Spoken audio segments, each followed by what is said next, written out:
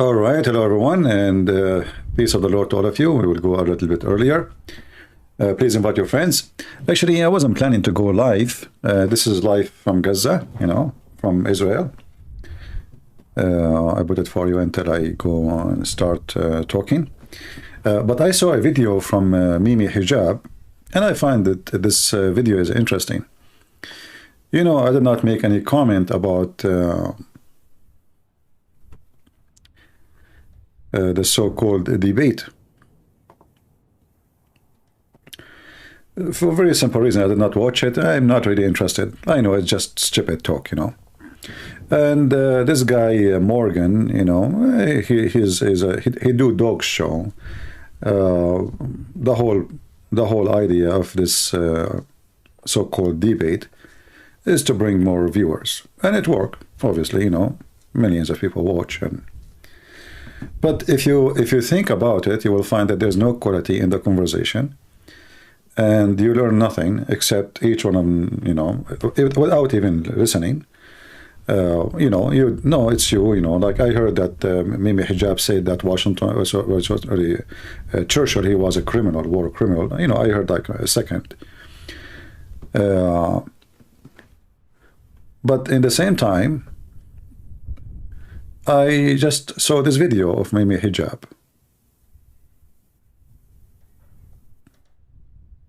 And I just saw it now. When I said to you, like, okay, thank you very much, see you tomorrow. So this is the video he just posted, Mimi Hijab himself. And this is his channel.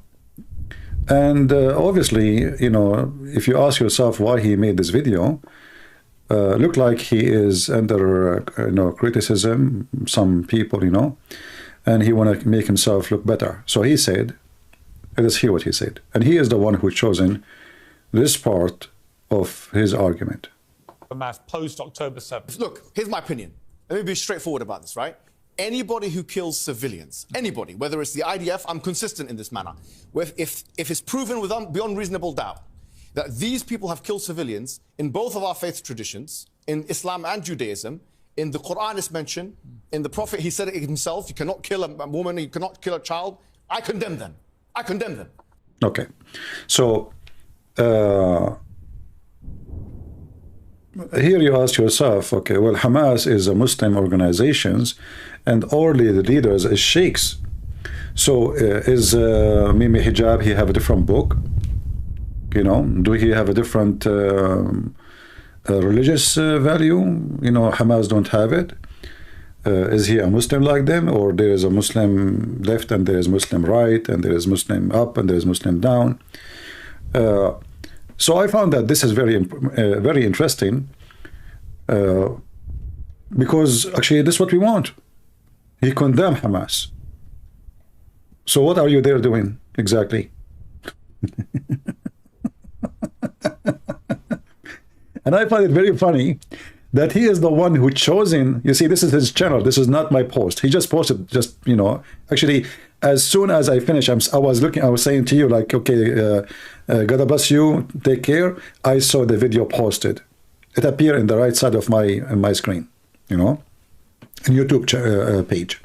So as long you condemn the action of Hamas of killing children and women and babies. And he said something very important. He says, in our religion and their religion. And here we see the fallacy of the Muhammadans. Do you think this guy in front of Muslims, inside his household, he will condemn Hamas? No. They will never do that. Every Muslim praising them, every day, every Muslim respect them, every Muslim believe that they did the right thing. Let me mute that in the back video. Give me a second.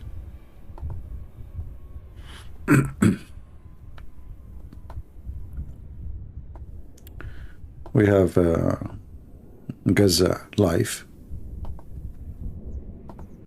All right. We go back here.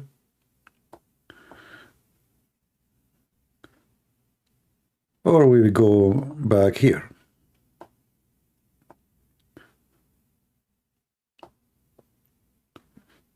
So the first thing we will ask ourselves, Do Hamas have different book? Okay, how this is against Islam, and then Hamas, they practice this, Saddam Hussein, he practiced this, Al-Qaddafi, he practiced this, every single Muslim country, they practice killing babies and children and women. So which religion those people they have? Hamas is not an organization or like Antifa, you know, they have no book, they have, you know, it's just a bunch of idiots who believe in socialism and they hate anything, you know, in their way. Even a gas station, they think it's capitalism. But yet they are desperate to fill their gas. Hamas is an Islamic organization. At the same time, it become a government. And the leaders, all of them, they are sheikhs. This guy is not a sheikh. This guy is nobody. This guy is a street boy. He become famous because of David Wood. This is reality, you know. If not David Wood, this guy will be in the street and he will be just wearing his pink t-shirt and nobody will care for him, etc. So it was David Wood actually who made him, let us say, rich. This is the handmaid of David Wood. I know some of you don't like me to say that, but this is the truth, you know.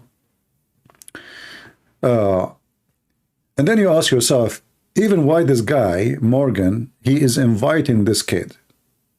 I mean, who is he? You see, let us say he would invite somebody present in the Muslim community. Shouldn't you bring somebody as a sheikh? Is this guy, he is a leader of a mosque, he's an imam or something? Is he a professor of Islamic study, etc.? This guy, he used to bring, what his name, Yasser Qadhi, and he called him sheikh. And Yasser Qadhi called him a student. Right? He called him student. In the front of his face, he called him, you are my student. Right?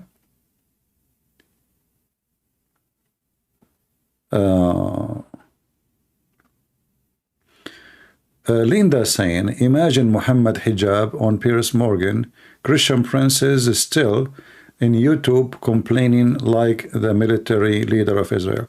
I don't know, Linda. First of all, if I want to be there, I can be there. Just to let you know, I was invited to a TV show in Israel and I refused many years ago. So you are just a stupid idiot. In fact, I refuse to be with anybody. And I said that many times, you know, I don't like to be in any... here you will see that he's saying this Linda, like he is a military leader of Israel. Well, if I am an Israeli citizen, I will be fighting, I will not be here. And I will be a leader for sure.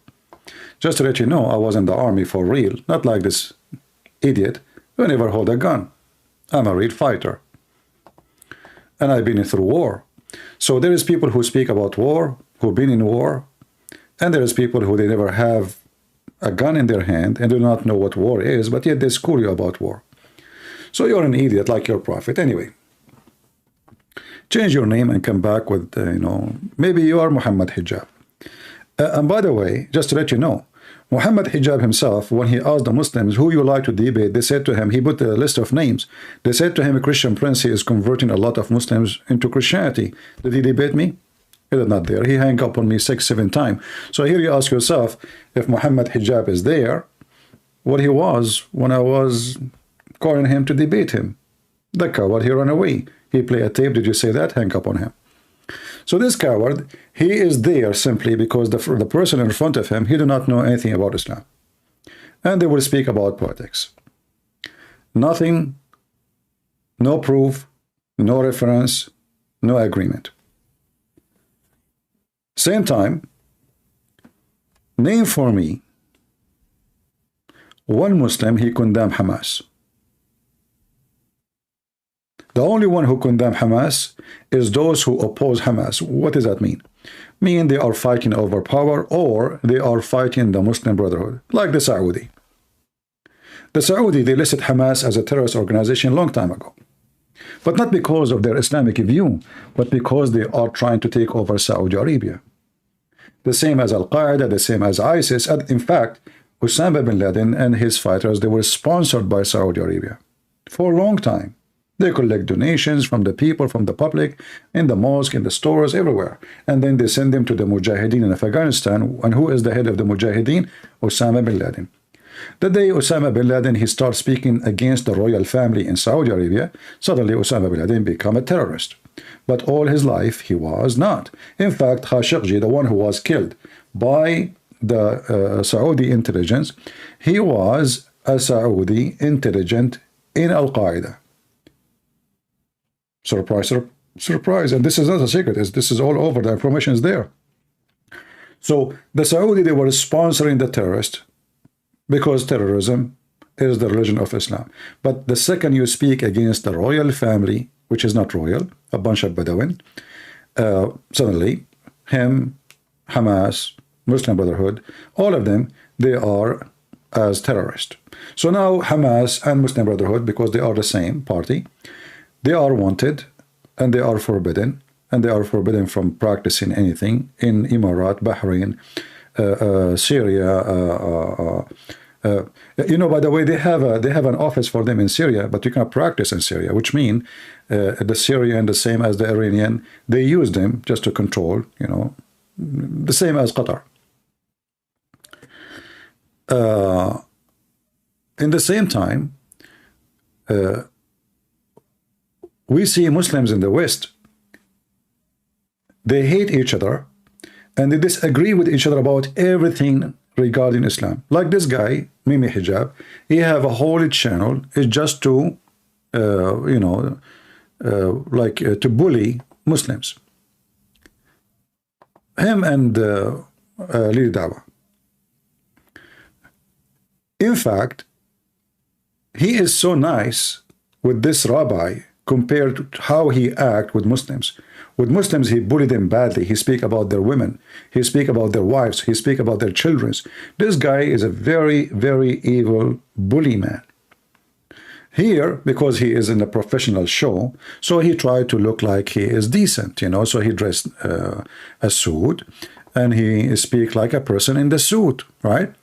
And then when the host, he asked him about, do you condemn the killing of the babies? He have to say what he have to say. But this is the real Muhammad Hijab. Okay, I suck your wife tit to make her haram? This is the real Mimi Hijab. Would Mimi Hijab say what he say in his tweet in Morgan show? Can I suck your wife tits? So those people, they change their mask, their face mask, depend where they are. Christian Prince is a sexual predator. Why? Because a woman, Muslim woman, she is a whore. She called the Christian Prince. She said, Jesus, he played with his mother boobs. And then Jesus, he quote for her what his prophet said about suckle me. Mimi Hijab, he took that part. He says a Christian Prince is a sexual predator. He's a bully. So the bully, now he became professional. And David Wood, he made him famous. And now he is getting the fruit of this. Look at him. He is getting more fat, his face, his, you know, nice, fancy clothing. I mean, this guy, he don't even have a job. So all of this is just because of David Wood. Actually, if I am him, if I am Muhammad Hijab, I should make a statue for David Wood in my house. Because this guy is nobody. But because he's a bully, and he was bullying David Wood in the debate, and David Wood is not a professional bully, so he was not able to bully the bully to look like he is winning. Because that's what happened. If you debate a bully, and you don't bully the bully, then the bully, he will look, he is the one making fun of you, and you look like an idiot. So the bully looked like a winner, and he get the fruit of looking like a winner because he is a bully. And Muslims always support the bully one. And you know, I'm not against what David Wood he did, but I am against him for not being bully with the bully. Because if you are not qualified to bully the bully, then why you debate a bully? I mean, everybody knows that this guy is just a bully. So you go in the stage and you want to speak as a professional with a bully, you will look stupid. Imagine I'm talking now to a kid and the kid, he kept putting his tongue out to me. People will laugh at who?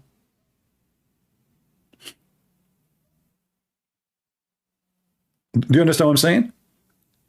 If I am in the stage, and then there is a guy, he keep making fun of me.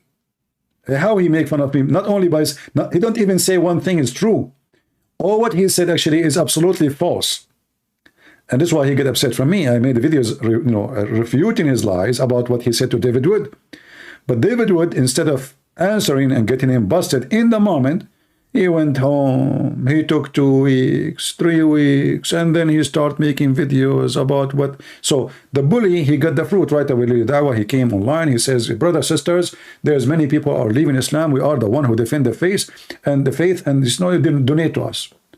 And here is the fruits of the debate. So, and then his channel pushed from somebody have like 50, 60,000 to somebody overnight, he have 300,000. This is reality, we are not making things up. This is why I say, for Christians who they claim that they can debate Muslims by speaking in a nice way, I say to you, you are an idiot. You speak to a nice person in a nice way. This is the rule. You speak to a bully person in a bully way. Because if you don't, you will look like you are the one who is stupid. What bully people do? They come to someone, hey, you are fat, you are stupid, look at your hair, look at your, and because you don't have the skills of talking like them, you look stupid, and they are insulting you, you do not know what to say. So if you are not, or you don't want to be a bully with the bully, then don't debate a bully. Otherwise, the bully will make you look bad and will make you look like you are a loser. And this is exactly what happened with David Wood, with Mimi Hijab. However, with me, he could not do that. Did he dare to have a debate? They are so much intimidated to the point they were working to collect videos, samples of me saying things. Is that correct?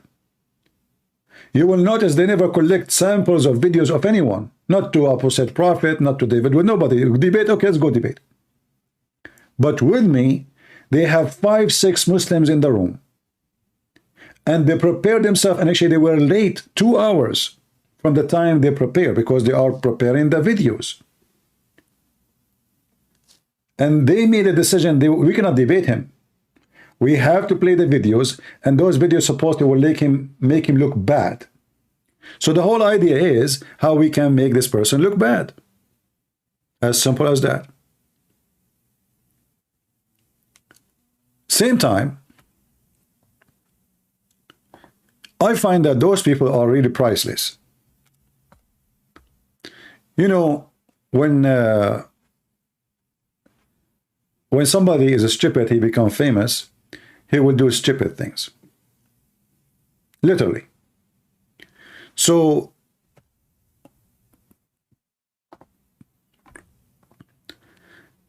if I go right now to the channel, he have a channel in Facebook, a channel in YouTube. He have other channels, those are not the same one. This is not the same one we're talking about. The channels in which he bullied the other Muslims. You will notice that England, the Muslim in England, they are in chaos. They are in chaos to the point they are beating each other. Literally. Like we saw in the other day, a guy, his name is Shamsi, and 3, 4 guys, Muslim guys, they beat the guy. And actually they come from his back. I saw the video, very cowardly behavior, but that's Muslims. And they did beat the guy. And then Shamsi is making a video, and then really Hijab, he claimed that he is the one who is the hero. He says, we warn you. But you don't dare to say, I am the one who sent them, because simply he's not. But he want to make himself like he is the one sponsored by the Muslims, and you are not. So not only they bully, they try to cause physical harm to their own fellow Muslim.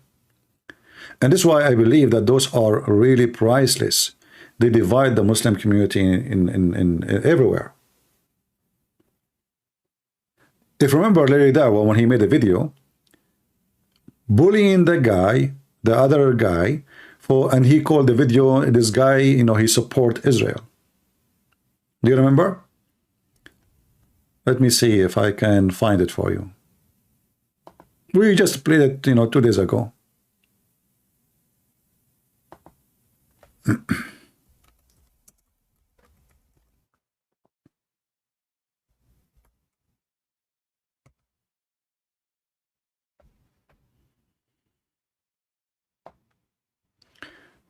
This is how horrible their situation is. And when an idiot, he become the one who is going to represent the Muslims in international media, that even the best thing to happen. You don't want someone to be smart to be there. The more stupid he is, the better it is. So I believe, even though David Wood, he did not, you know, do the right thing with this guy, but sometimes you never know. I mean, sometimes, you know, like things work in the other direction. Not a single Muslim. Like, actually, if you see here, let me show you this.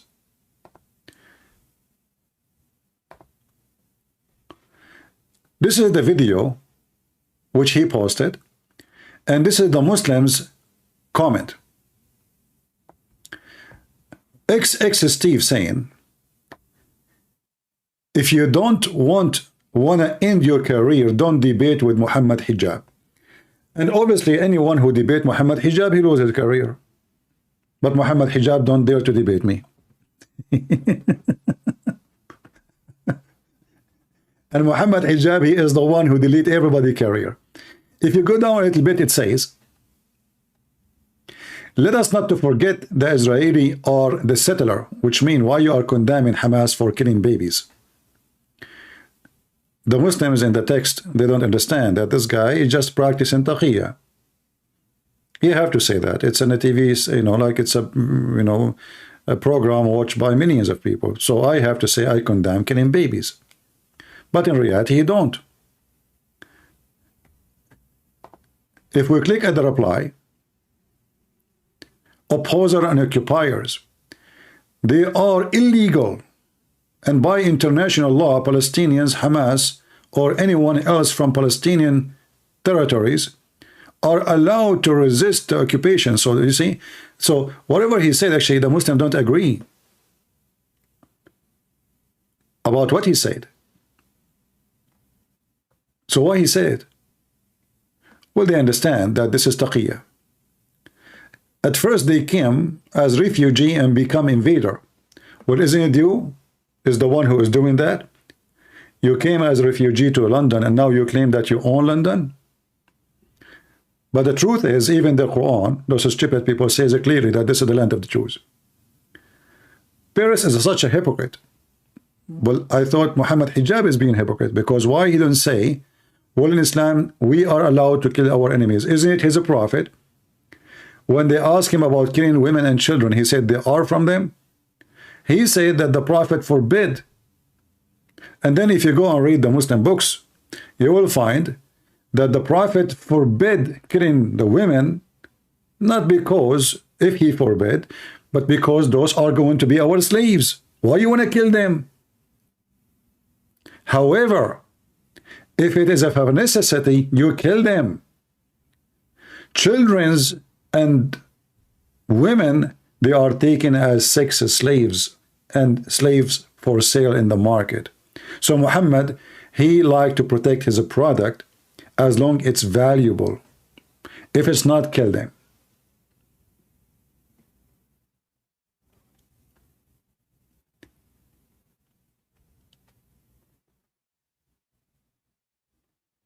You know,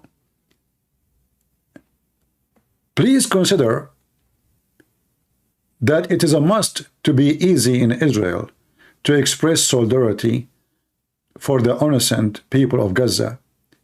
There are people of left wings that are aggressive. I have relative in Israel. The narrative is one-sided. Maybe this one is just, you know, not, you know, she's not Muslim, obviously. But you don't understand even what they are saying. As an Algerian, I will never condemn Hamas because I know what the colonization look like and what it does to people. And here you ask yourself, this guy is from Algeria. He's an African. Unless he's an Arab. The Arab, they invade his land. They force him to change his language. They force him to change his religion. And they force him to call himself Arab. And he is speaking about colonization. When this is what Islam does. What Algerian have to do with the Arab? If you ask him, are you an Arab? He will say, I'm an Arab.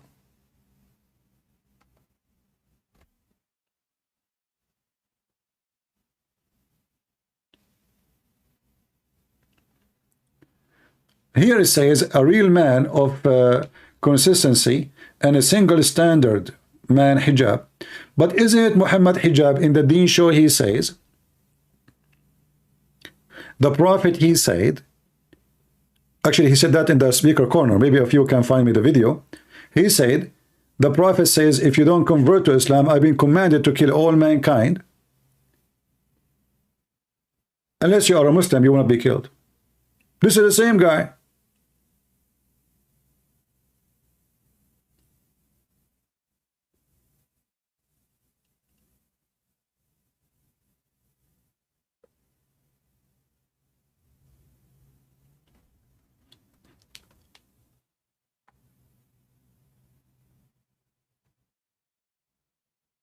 And look like the video actually is few hours ago, 8 hours ago, but you know, I just saw it. So if we ask Mimi hijab, what we should do with the Israeli? If you condemn killing the babies and the women, what is exactly the Muslim treatment? He will say, well, we rape them. You know, and here you ask yourself, why this guy Morgan, he did not ask him, what about raping children? You know, those people, they go to a place where they knew that those people, they don't go and hit in religion. They aren't going to speak about religion. And he will not insult his religion. Because a question which is going to be you know, a harsher question is going to be taken as an insult. So those who they are doing those shows, they never insult Muhammad, and they will not dare to insult Muhammad because they are simply doing business. They don't want to lose their business. They don't want to be at risk. If they walk in the street, somebody would target them. So they want to do it safe way. Do you condemn Hamas? But they will never talk about Islam. They will never dare to say, you know, do you think this guy Morgan, he never heard of Muhammad saying kill the Jews?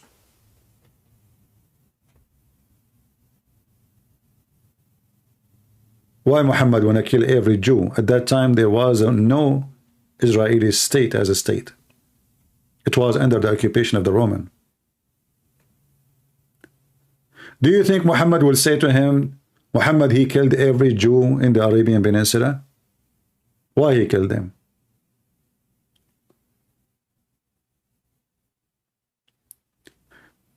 Do you think he will say to him, Muhammad, he killed the Jews who he came to their city? You see, we saw a comment of a Muslim speaking about the Jews came as refugee, which is false. Muhammad himself, he came as a refugee to the city of Yathrib. And what Muhammad he did as a refugee, in the beginning he came with a few, you know, Muslims, and then they start bringing more and more people to join him from the Arab. Remember, Yathrib is not an Arab city. The majority are the Jews. And Jews are not Arab. As soon Muhammad he have enough men to slaughter the Jews, he accomplished the mission.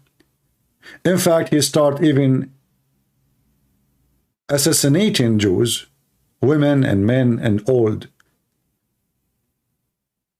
We have stories of Muhammad torturing an old man so he can find where his money. He was a Jew. We have a story of Muhammad sending his man to borrow some food from a Jew, and then when he went inside the room, his bedroom, he put a sword in his chest, and the Jewish guy is almost 100-something years old. So how this idiot he say something totally against what his prophet did?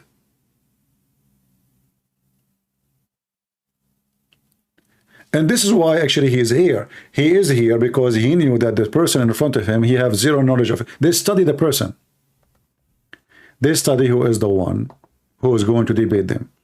If the one who will debate them is very well educated in the topic, and he knew a lot about Islam, Mimi Hijab will never be there. In fact, just a few weeks ago, they asked him to come to the same show, and they told him the guy will be there. His name is Rashid, brother Rashid. He's an ex-Muslim. What Mimi Hijab and Lili Dawah, they said, they made a video saying it was a trap. Is that correct? It was a trap. So he refused to go. Even though, by the way, Rashid, who is an ex-Muslim, he is not a good debater. He's a very nice person. I have a lot of respect for him. But you know, debate needs special skills. Not everybody can debate. Even Rashid is very nice as an ex-Muslim. And they invite with him, what is the other guy name? Anyone remember? The guy who wrote a book, the guy who have a website about jihad, Robert Spencer. So Robert Spencer is not really a debater. He is a specialist about jihad. You know, he collect like the Muslim jihadists, they did this, they did that. He is not really the much scary person in debate. Still Mimi Hijab and Lili Dawah, they run away from the invitation to the same exact program. Is that correct?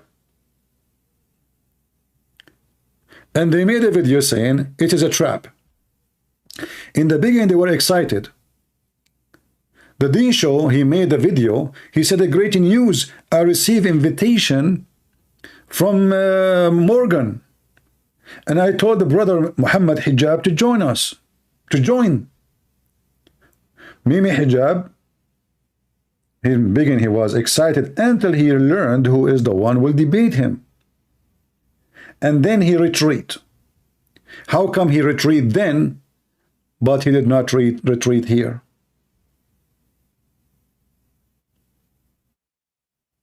Are you with me? He just heard that the other debater, his name is Rashid, he is an ex-Muslim and he speaks Arabic very well, and he's a Moroccan.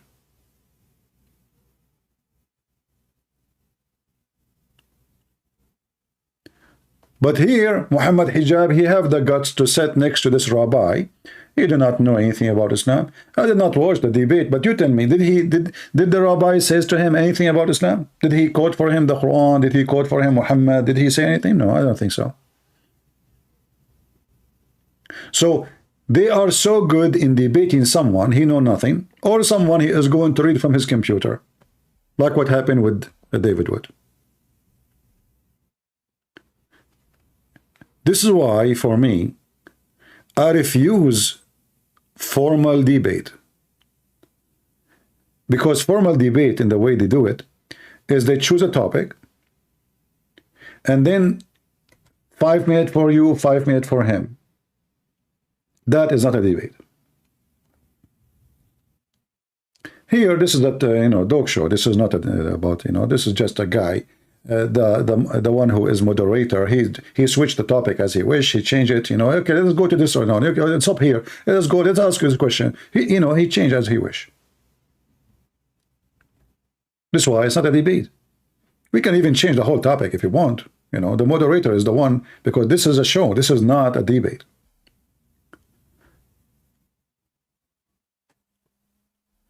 The rabbi was saying Islam is beautiful. Exactly, this is what they want. You see, that's mean the rabbi is an asshole. Excuse me. So somebody just told me, you see, I told you I did not watch the debate, but somebody said that the rabbi was saying Islam is a beautiful religion. That means the rabbi himself is a Muslim, even though he's a rabbi. Because if the enemy witnessed to the devil, how stupid you are. Do you think, I mean, do you see why they accept to debate this guy? So this guy, he come to debate Mimi Hijab to tell him Islam is a beautiful. This is what Mimi Hijab should say.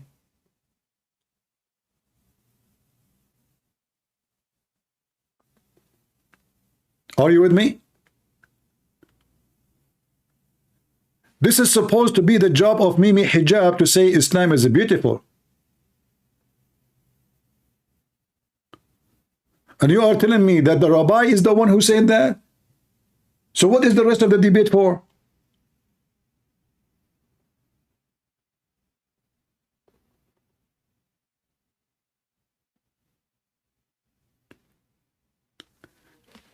This is why they debate only certain people. And look, even though the rabbi obviously is an idiot, still Mimi Hijab, he had to condemn Hamas. So what we accomplish in this show? I condemn Hamas. If they kill babies, it's proven they kill babies. Do we need to prove it? Even Hamas, they say that with their mouth. Even Hamas, they recorded themselves killing babies. In fact, all the videos they have them about killing the babies or killing women, it was recorded by Hamas. All of them. The stupid Hamas, they have a GoPro in the top of their head. And later when they are shot by the Israeli were able to take this film and use it.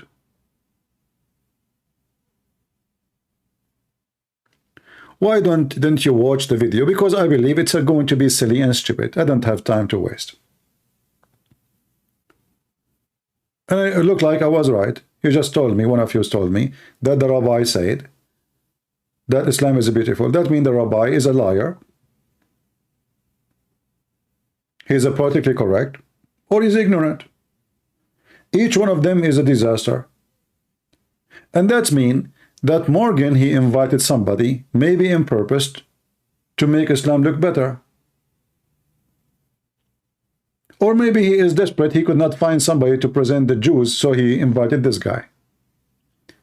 But you are telling me that there is a debate, they are invited to debate Muhammad Hijab versus Rabbi Shamuli. I changed his name, Shamuli, you should call him Salami then. On Palestine, Israel. Why the rabbi did not say to him, okay, you see, if the rabbi, he went and he checked a little bit in the internet. Let us say, you know, I'm a rabbi, I don't know much about Islam, okay. But we have something called internet. You can go right now and click at any website, have the Qur'an, and type the word Israel. And then this rabbi, he can start reading. And then he will find many stories about Israel. So what about you read a little bit, Mr. Salami, before you go and debate a Muslim? What about you go and search in Google, how many Jews Prophet Muhammad killed? And yet you go to Mimi Hijab, and you say to her, Islam is beautiful. So now, anyone he heard this, he heard positive things about Islam.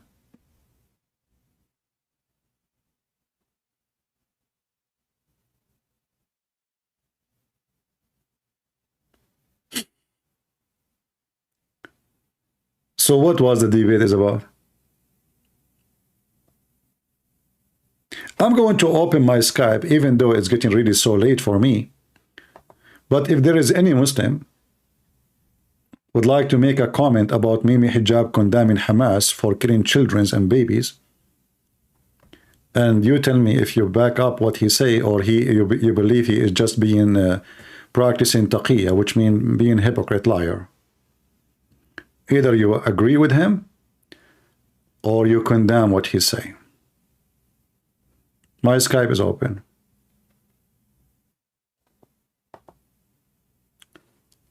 We have a guy, his name is Abdul Rahim. Let us call Abdul Rahim. He called me today, 2 hours ago. Let us see if we can get Abdul Rahim.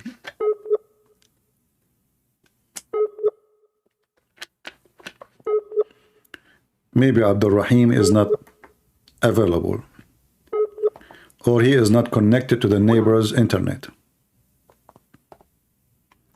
Because as you know, Muslims, they don't steal internet, neither electricity.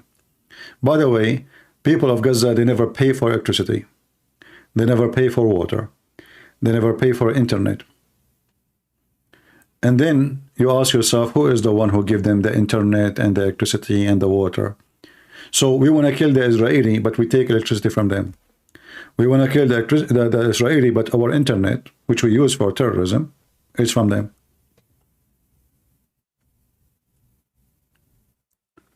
Why they don't take their internet from Egypt? Do you know how far they are from Egypt? 5 centimeters.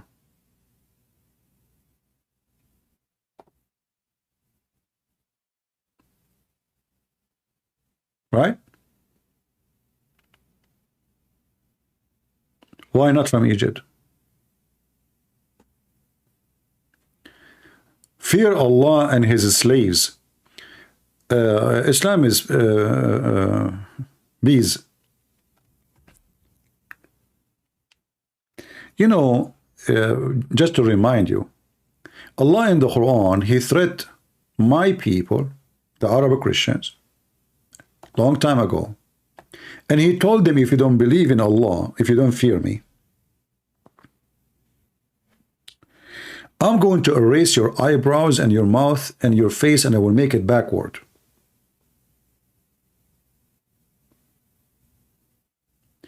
And then the Christians, they laughed at Muhammad and said, yeah, right, okay, well, we are waiting for your God to say what he promised. And until now we are waiting.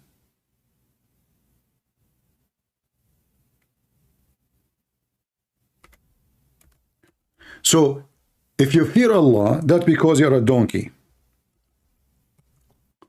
Your God Allah, at least he could not keep his promise. He threatened the Christians and the Jews, not only the Christians. And by the way, your God is so stupid. Still he called us the people of the book. Yet we don't believe in him. So he agreed that we have a true book, yet we don't agree on him. And yet you think we are right, because that's what it means, people of the book. And the translation is false, by the way. It says, you who been given the book. That's false. It says, people of the book. Actually, no. Actually, this verse, it says Utu. He's right. It says Utu. I just saw it.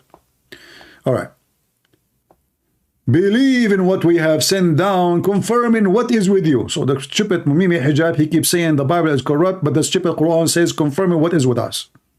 And this is why we laugh at Muhammadan and we laugh at Islam and we laugh at Muhammad. He is just an idiot. So what the problem? Muhammad, he confirmed the book with them, but the Jews and the Christians don't confirm the book with him because it's false. Now you know that. What does that mean? That means you are an idiot.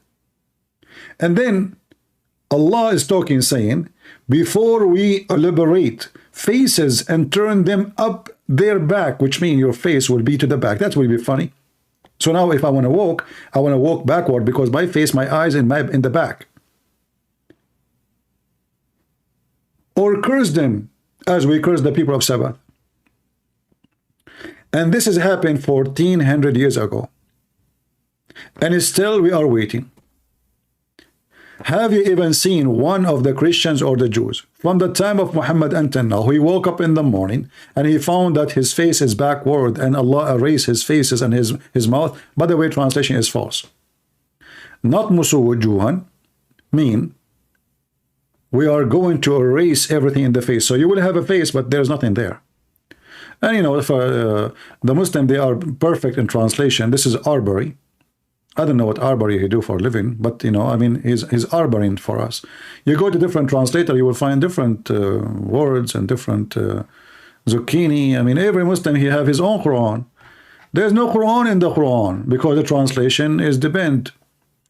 Oh, who you have given the scriptures, between two bracket, Christians, Jews and Christians. Believe in what we revealed to Muhammad, SWO. This is short wave, you know, long wave. Confirming what is already with you. Well, the heck, you are confirming what is with us. What about you make a book to confirm what is with your book? Before we efface your faces. What does that mean? By making the back of the neck without nose, mouth, eyes, etc. I like that, etc. by the way. By the way, the first one who used the word etc. is Allah, proven scientifically. So the Abdul who is saying to me, fear Allah, I say to you, you are a donkey. Hold on. Did I say donkey? That's not nice. It's not me. You're a prophet, he said, another threat, that the one who raised his head before the Imam, which means during the prayer, Allah will erase his will change his face from a human to a face of a donkey. Another false threat from false prophet. Have you ever seen any Muhammadan who raised his head before the Imam finished the prayer? And there's billions of them since the time of Muhammad. His head became a head of a donkey. Have you ever seen one?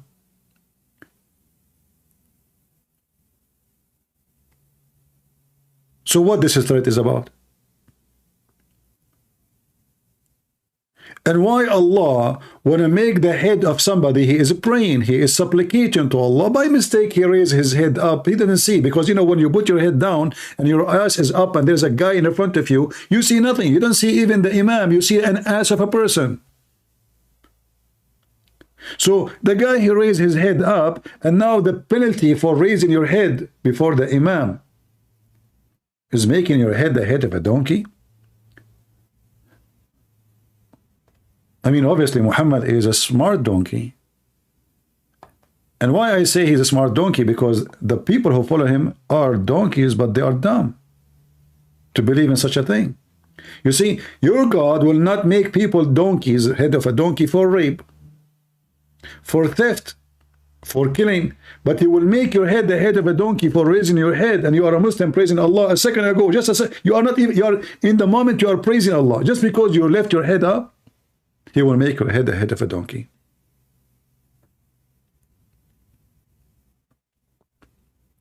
And this is why the Muslims, they choose who they will debate, so they can look like they are the one who knows what they are talking about, and the other guy, he do not know. And this is exactly what happened. So here we see that this guy, as you guys told me, you see, I never know what this actually another person told me that the rabbi was doing good. Looked like he was not doing good at all.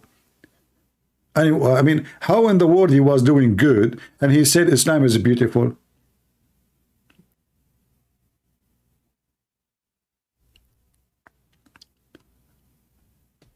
Those are false rabbi.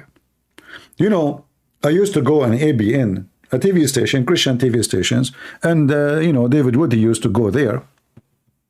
So the ABN, they invite me to debate Muslims, and then before I go live, they start saying to me, the owner of the station, Christian, can you please be nice to the Muslim? I said, what do you mean? You know, don't use like a tough language, and you know, we want them to come back. You know, I said, listen, you know, I mean, I cannot be nice. It's not me. Do you want me to debate that guy or not? You say, yeah, we want you. No, we want you actually. But like, can you, like, you know, hold yourself and, like, you know, don't go all the way with him. Like, don't just bunch hard. Like, you know, can you make it soft? I said, do you want me to finish the guy, or you want me to give him makeup? What do you want? Why you guys are asking me to come to a debate if it's not going? Is that a setup? Are you telling me to lose a debate?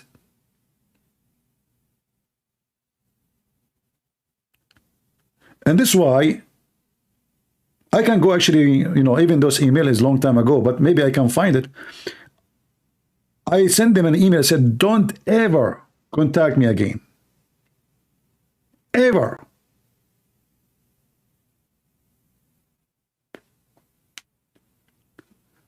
So they want Christian Prince, but the nice version.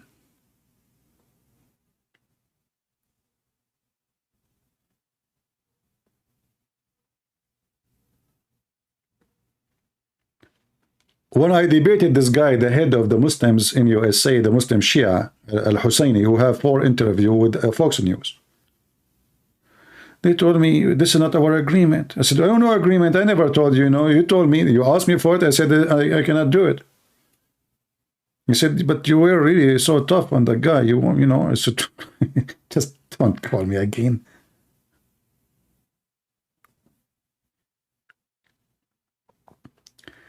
In fact, you will notice always when we have the invite me for a debate, the host in the behind the table, he sided with the Muslims against me. He sided with the Muslim. Why is that? Because we want the Muslim to come back.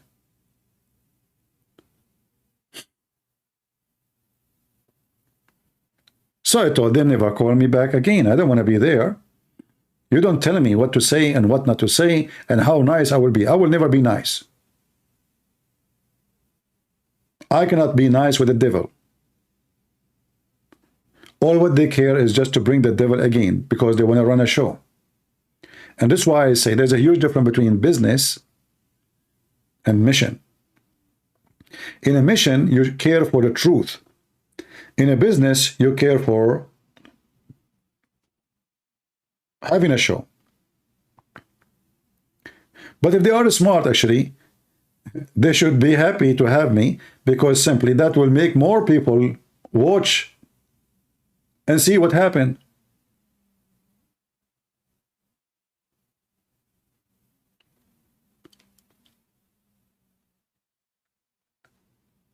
But anyway, this is why actually I decided not to join any program no more, any of those things like, because simply they boil my blood. Like, do you remember I have a debate with this guy? The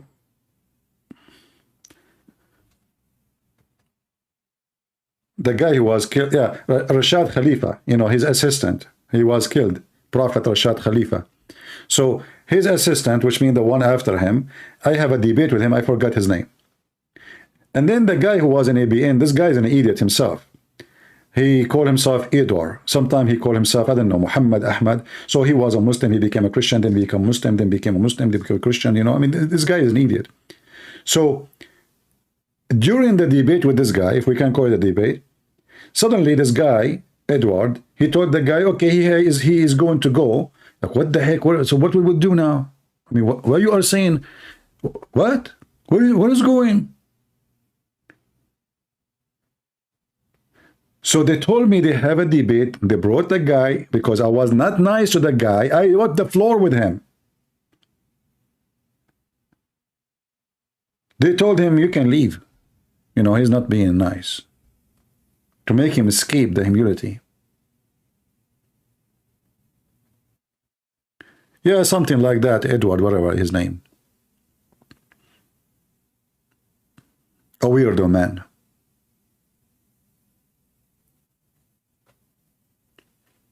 If you are a Muslim, you like to join us live on air, please feel free.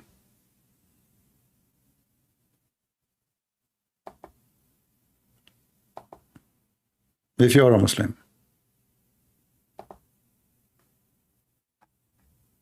Don't worry, Allah will support you.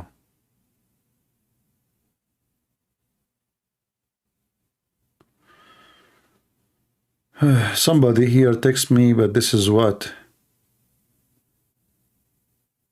Tuesday?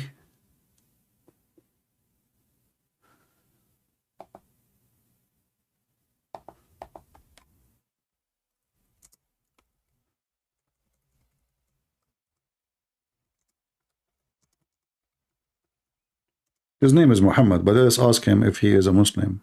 I mean, you never know. Sometime he might be ex-Muslim.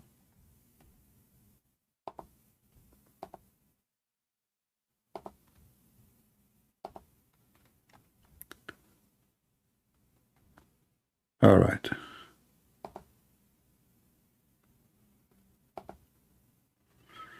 I have another Israeli officer trying to contact me. What is the rank of this guy? Let us see. I'm not sure. Oh, this guy is from NASA. Oh, okay.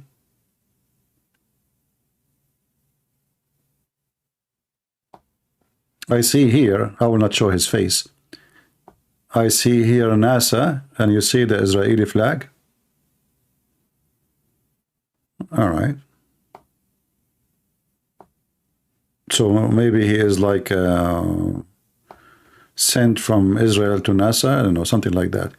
He have the Israeli flag in his right and the American flag in his left. All right.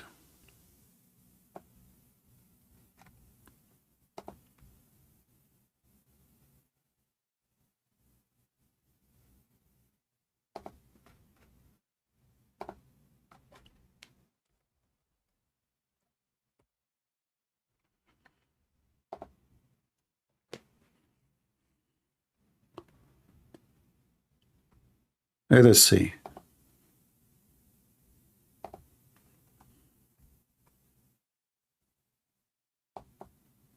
I'm just looking at the messages to see if there is any Muslim.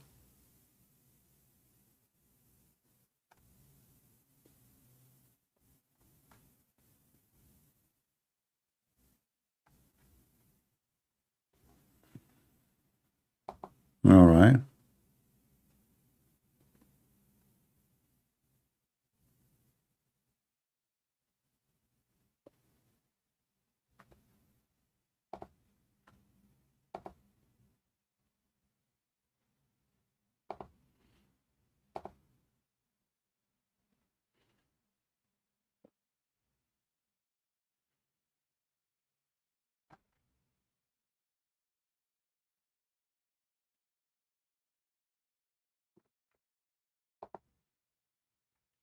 You see, I have tons of messages, but I don't see any of them is useful, really. We are digging to see if there is any Muslim. Until now, I don't see any.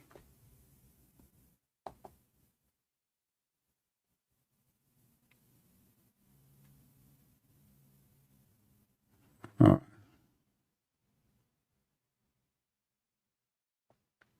I see messages saying to me, you're inspiration. And I keep saying to people, you can say those things in the comment, you know, not in Skype. I mean, I'm not going to read all those things. Anyway, if you're a Muslim, you can text me right now. As you know, my Skype is open.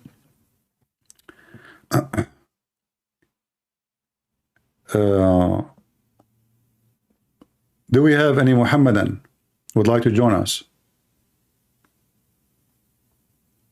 Anyone who have a knowledge in Islam, he's a sheikh, you know a sheikh, please feel free to call your sheikh, let him join us. We will treat him nicely as long as he is speaking nice. If he is rude, you'll get what you ask for. All right? Always you need to remember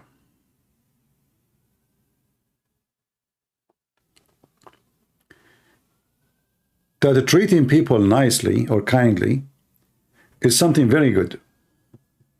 Absolutely. Regardless of their religion. But when you treat someone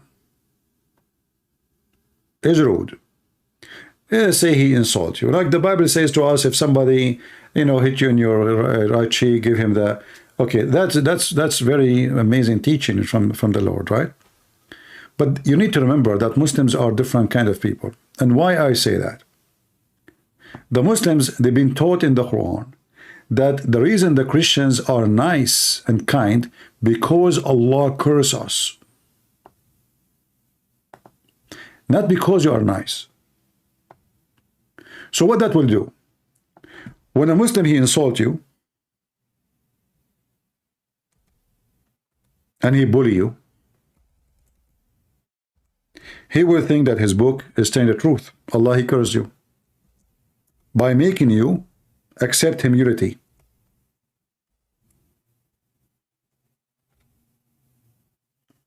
Do you understand? He will say, oh, okay, Allah, he cursed them, he make them like live in immunity. And now when we insult them, because Allah cursed them, they don't answer.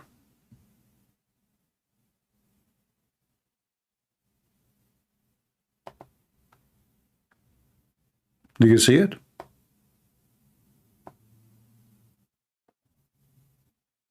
So Muslims, you have to treat them differently because they understand your kindness as a weakness, as a curse from his God. Are you following with me? This is a chapter 3, verse 112.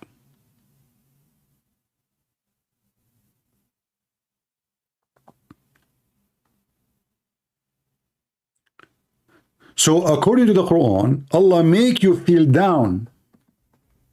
So when the Muslim, they speak to me, they say to me, how come you are not like the other Christians? Is that what Christ taught you? So you, when you are nice, they make fun of you. They bully you. When you are not, they ask you to become nice. When you follow Christ and be kind, they make fun of you, and they make fun of your Jesus, and they make fun of your Bible, and they humiliate you. The second you are a Christian, Prince, they ask you why you are not Christian. Is that what God taught you in your Bible?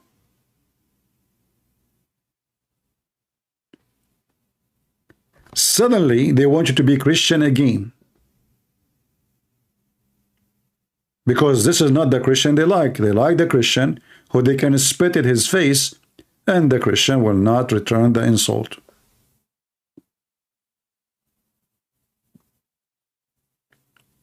So, you can practice that sentence with everybody, but not with people believe in evil and lies. That you are nice because Allah made you accept insult. Because Allah cursed you.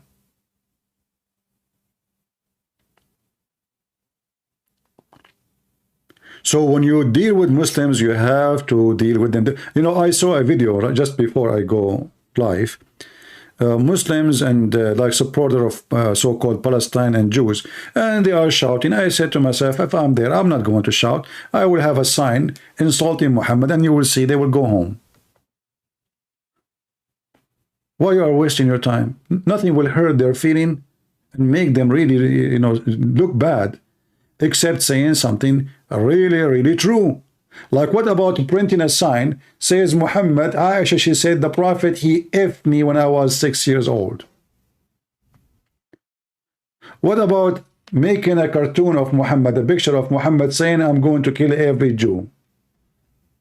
Or what they do, two people on the side of the street, free Palestine, free Palestine, and the Jews on the other side, or supporter of Israel. You are a fascist, you are Nazi, why you do that? Don't waste your voice. Hit the head of the snake. The head of the snake is Muhammad. Nothing hurt as long you are not insulting Muhammad. If you are not insulting Muhammad, who care about Hamas? Hit the head of the snake. You want to go in a protest? Take a sign of the filthy Muhammad. It shows there's tons of things Muhammad he said. Tons of things. Prophet, he said, drink camel urine. The Prophet, his piss and his shit smell so good. The Muslim used to collect his shit and eat it. Make a sign. Hamas, they follow this. And Muhammad saying that you will have endless penis.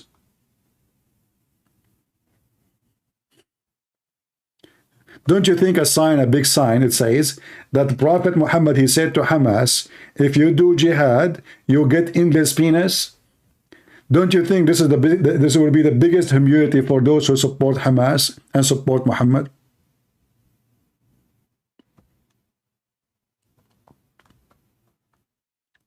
Otherwise, shouting in the other side of the street, you are fascist, you kill babies. The other one says, free Palestine from the river of the sea, don't waste your time, hit the head of the snake. This is all doesn't hurt.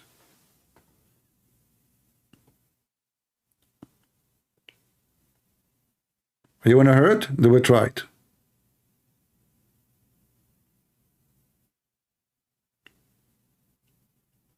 Yeah, the problem, Mr. Islam always lose. By the way, Islam is lose.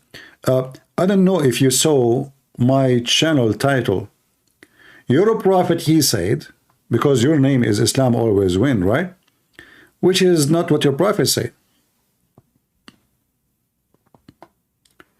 Do you see this is in the top of my channel? Muhammad said in Sahih Muslim 146, Islam crawls as a serpent crawls back in its hole. So how you win and Islam is going to crawl like a snake inside the hole? And I find it, by the way, funny, because this is what you Hamas are doing. You crawl inside your hole.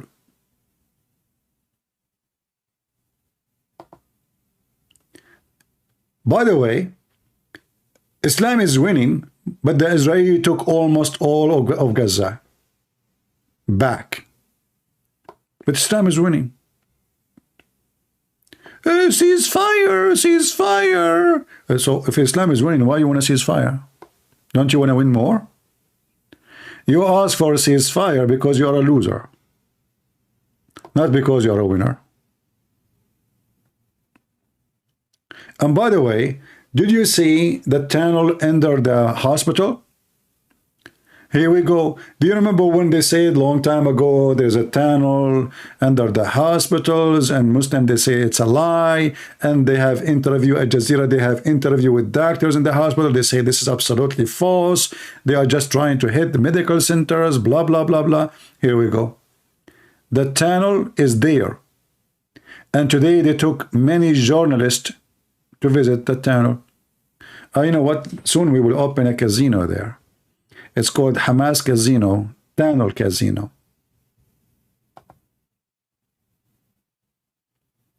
This is the hole. And by the way, Hamas are there in the hole.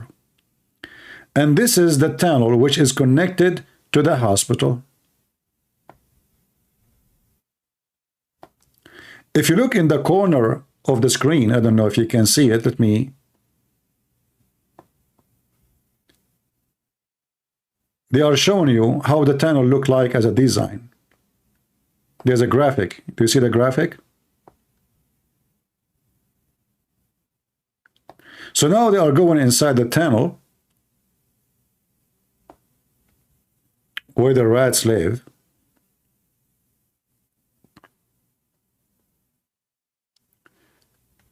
If I stop here, actually,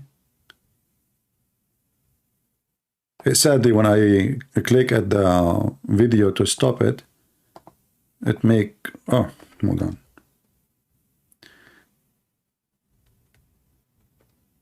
Let me try to zoom in.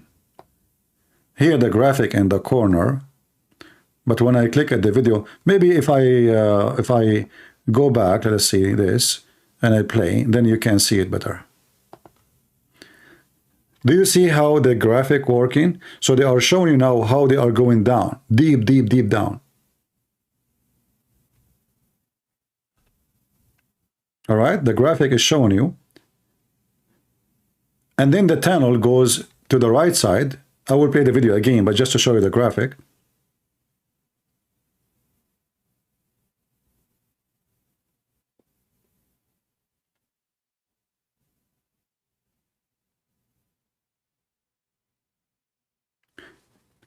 The tunnel keeps going all the way until it goes under exactly the hospital.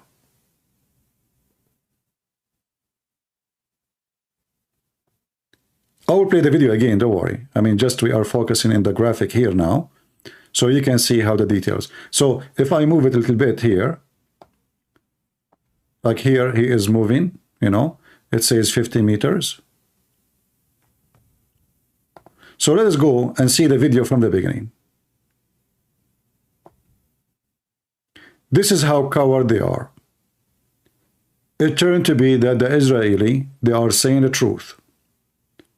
And the Mohammedan, as usual, they never say something truthful. And they are using the hospital as a human shield. Because they knew the Israeli cannot bomb a hospital.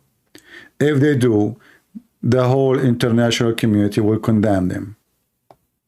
And this is why actually they force even civilians to stay in the hospital to be sure that even the yards of the hospital will be forbidden zone, so the Israeli cannot accomplish anything against them.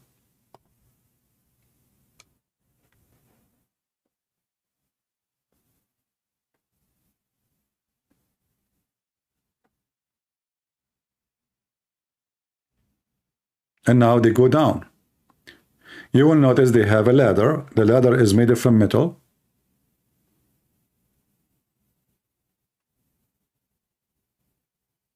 And it's very deep.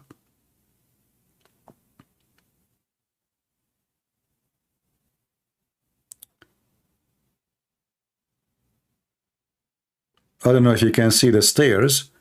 It's covered by dust due to the digging or maybe explosions.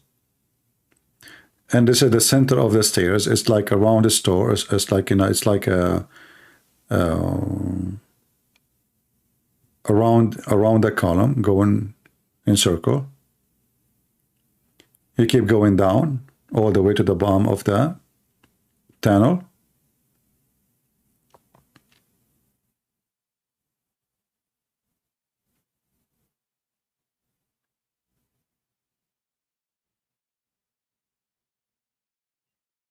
And now we are in the tunnel. And by the way, they are not done yet. They reach all the way to a door. But they did not open that door because they are afraid that there is a trap, like a bomb if you open it. So they have to find a way to get in without going through that door, because they don't want to open the door. I mean, they can explode the whole thing, but they wanna use the tunnel as a proof. They don't want to destroy it. Same time, they want to see what is behind the door. It might be something important. See, this is a door which is, here you see firing hole, which means there's a hole. You can shoot from it in case of you want to shoot at somebody. So at the end of the tunnel, there is a door. Let us go back.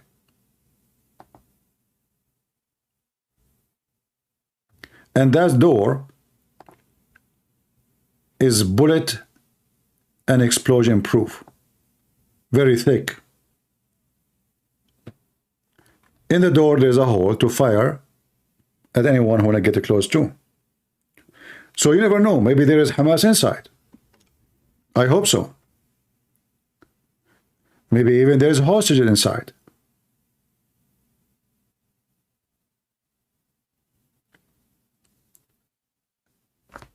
This is from, you know, yesterday. We do not know. Actually, you know, the CNN, he went during night, which is a few hours ago. So I think still the door is still closed.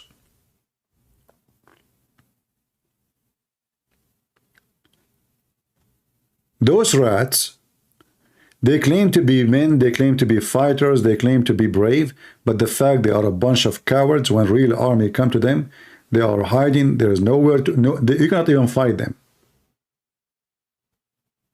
And they are using civilians to protect themselves. And you know, for me, when I use the word civilian, I mean civilian supposedly is someone is not carrying a gun. But I believe that everybody is involved in this war, and the civilians are the first one to be involved. Like, you know, Hamas member, they have mothers. Well, the mothers are civilians. Okay. Are they supporting their sons in their war? Absolutely.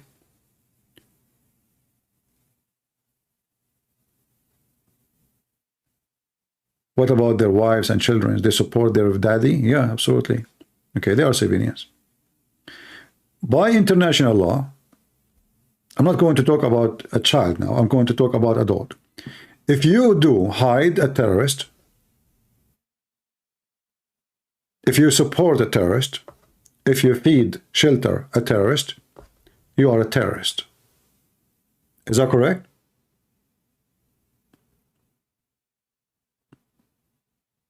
Is that correct? It is. Even if it's not a terrorist, if you shelter a criminal wanted by police, and you know he's wanted, you are accomplice in the crime in any country. Yet they say to you they are civilians. Do you think really all the hospital team, nobody notice that in the yard of the hospital there is a big hole, people coming in, out, bringing supply, food, gas, weapon, even missiles? Nobody notice? So the doctors of the hospital are terrorists. The nurse and the nurses are terrorists. Because there's no way, they do not know. In fact, they found in the hospital an old, I think it's a woman, 60-something, 65, 67. She was executed in the hospital. Do you think that all those people there, nobody noticed, nobody saw, nobody heard?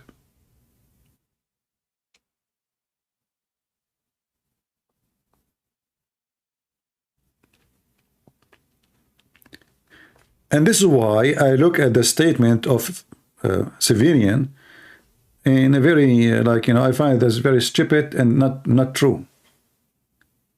But, we are in a time where everybody is hypocrite, everybody, is politically correct. Civilians.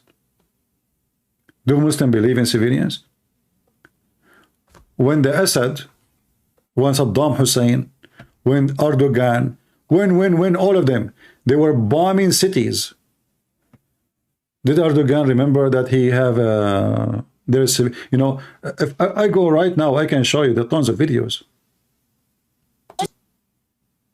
I can go just right now, and I can show you tons of videos.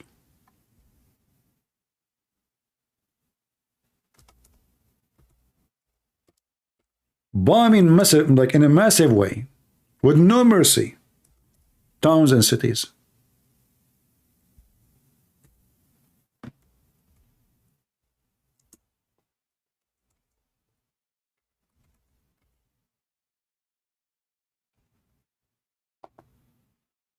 Erdogan suddenly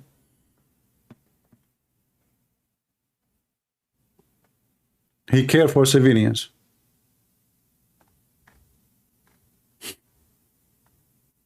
Since when?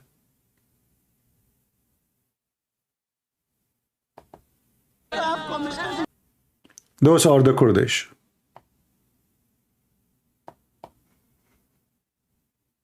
Those are Kurdish women crying for their kids who were killed by Erdogan fighter jets. صرخاتهن صوت للألم، ألم لفقدان 12 شخصا قتلتهم تركيا في غارات جوية على الأكراد ليلة السبت المنصرم. Turkey killed them. This is Erdogan. Tons, every day there's an attack on the Kurdish. Every day. But Erdogan suddenly, he is a person who cares for civilians.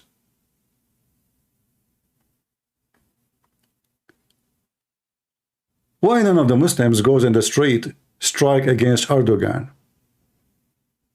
Erdogan, he brought his army, massive army, to fight the poor villagers of those Kurdish.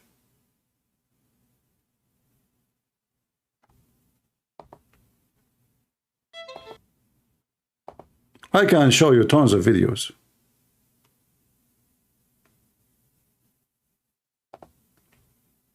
All of them, they kill civilians. Those are Turkish tanks coming to invade Kurdish villages and towns in Syria. What are they going to have to do with Syria? What he have there? Is that his land? No. He's schooling the Israeli, calling them occupation. And now those people, they are running for their life. And when they try to defend themselves, they call them terrorists. So if you fight against the invasion of the Turkish in your land, you are a terrorist. Do you see the hypocrisy?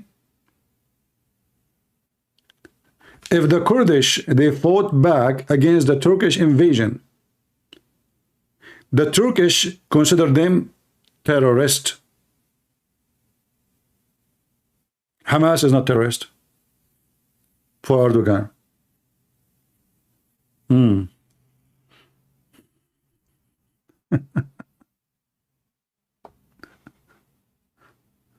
Yeah, welcome, you know, what you can say.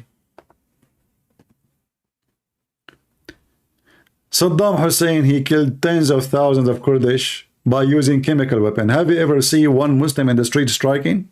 Never. Never, ever. The only one who protests for the Kurdish is the Kurdish. No Muslim protests for them. And by the way, Lili Dawah himself is a Kurdish. Have you ever heard Lili Dawah speaking about freeing the Kurdish land from the Turkish? You will not dare. He's a coward.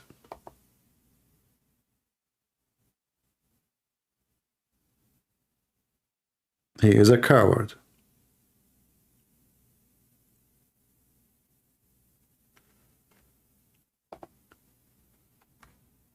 All right, look like we don't have any Muslim.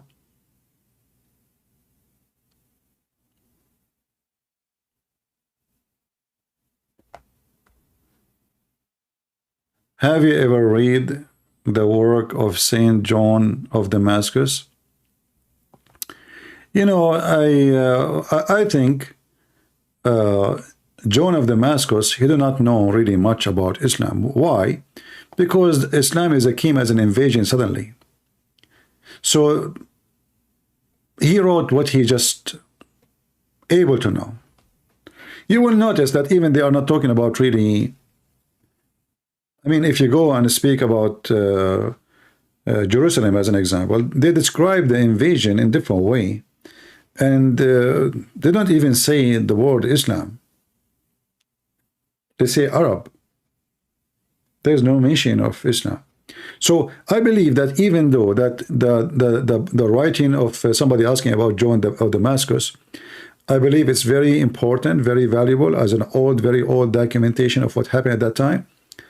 But I believe still John of Damascus, he don't have a full knowledge of the garbage of Muhammad. He grabbed what he just learned from the coming invaders.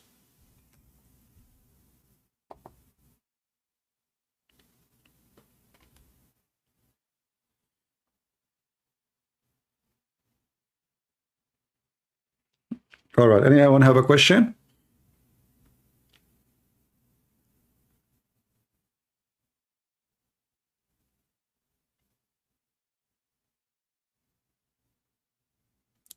Do you miss the army or happy you are done? You know, I am not really a person who like to be in a army command because somebody always have to give you an order. But being in the army is something very important because you learn a lot of things. So I believe for any man, it's good for him to stay for a period in the army because it teaches you a lot of experience, skills, things is necessary for life to learn. It makes you a different man, you know. However, I don't like to join the army, not now. But if my country need me, I will be happy to be there. So if the army is a job for me, I don't want a job. If the army is a duty to defend my land, I will go there for free. In fact, if the Israeli accept me to be part of their army, I will join right now. But I am an Arab. And I know they will not even trust me to have a gun between them. It doesn't matter how much you say. At the end of the day, you are an Arab for them. Otherwise, trust me, I will be happy to join them to go after the dogs of Hamas. So I like to be an active soldier, not a soldier getting salary and eating, you know, there's nothing, you know, just because, like now, if you are in the USA Army, what is your job? Nothing. There's nothing really. I mean, they give you a mission, yeah. I mean, you go to Iraq, you go, but there's no war. I joined the USA Army when there was war. I did not join when there was nothing. And there's a huge difference.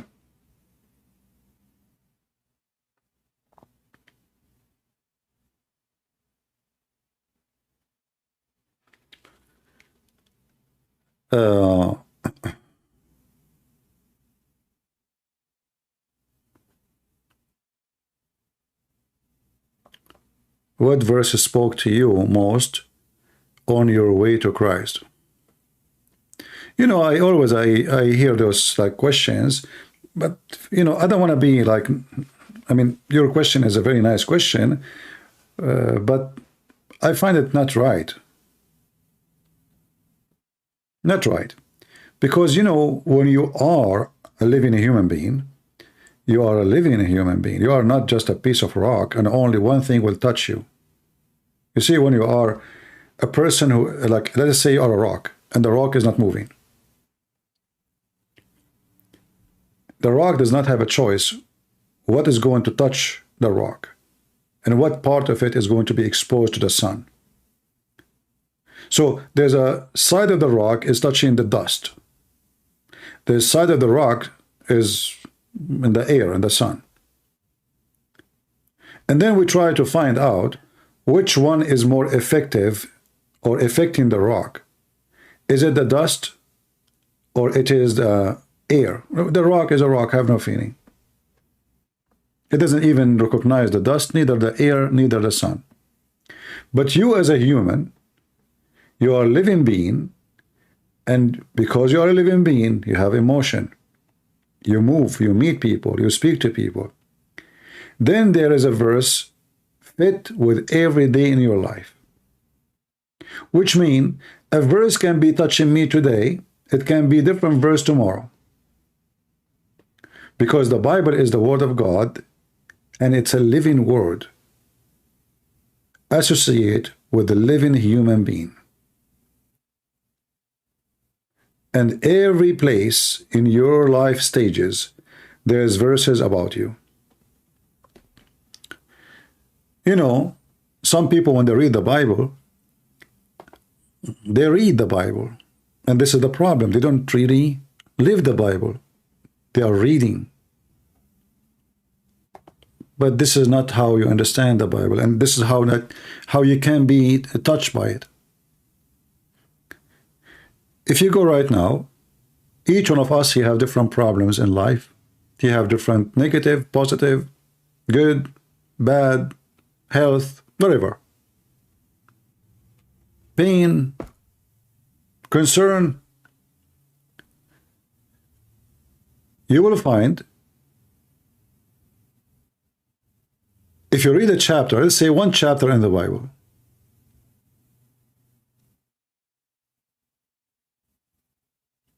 you know what? I will do something. Who want to give me any chapter? Who want to give me a chapter so I can show you what I mean?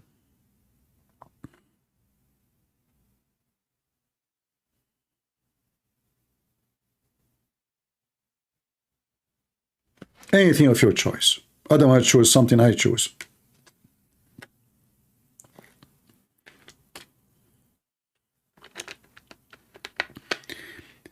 I know that the sound take time. No, give me from the New Testament, not from the Old Testament, because the New Testament is more in touch with our life. The Old Testament is more in touch with the previous generation.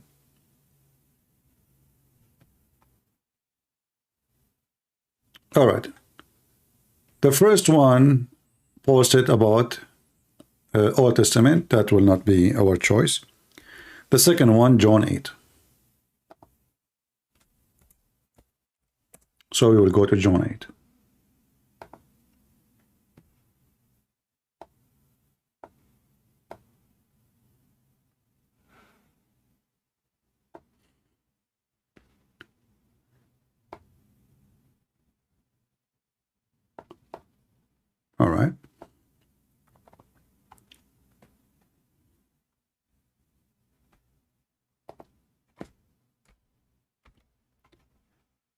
You know, when we read Jesus went to the Mount of Olives. Okay, sure. We don't even know where is that, you know. Okay.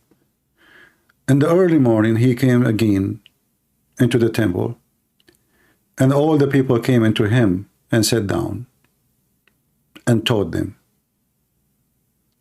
The scribe and the Pharisees brought into him a woman taken in adultery. And when they had set her in the midst, they say unto him, Master, this woman was taken in adultery, in a very act, which means she is red-handed. Now Moses and the law commanded us that such should be stoned. But what say you, Jesus? This is said, tempting him, that they might have to accuse him. Here, the Bible is explaining to us the background of the story. So let us stop here. You know, if you want to understand the story, you will not understand it unless you know that there is, you know, in the language today we say something fishy. How many fishy words we heard there? Suddenly they call him master, but they don't believe in Jesus. Suddenly they are bringing him a woman, and he is the judge in the court, but they don't approve his judgment.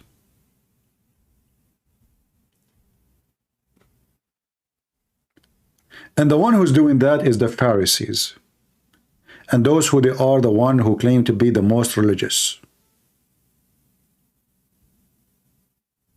So the verse, when you read it, before we continue, how many times every one of us, he faced the same situation?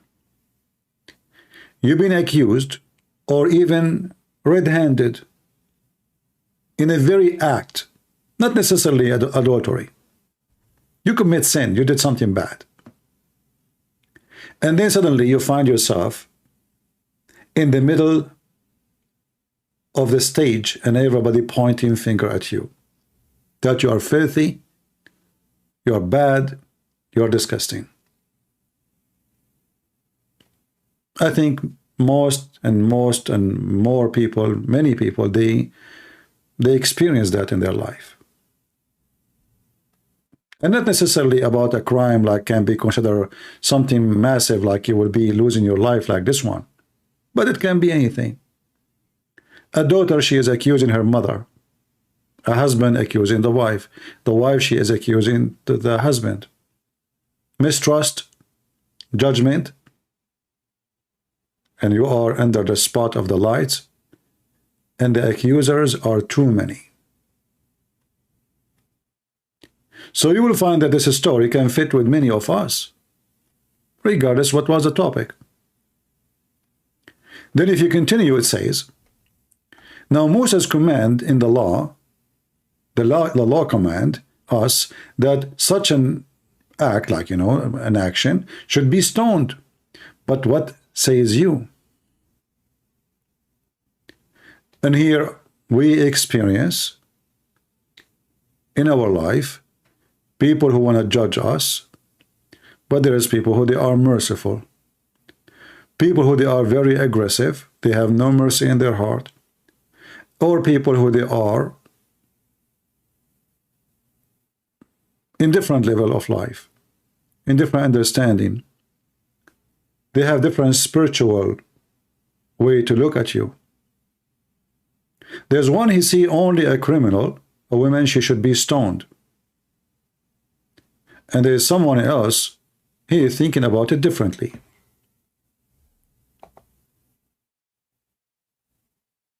And you will notice in verse number 6, it says, this is, they said, tempting him. So they are testing.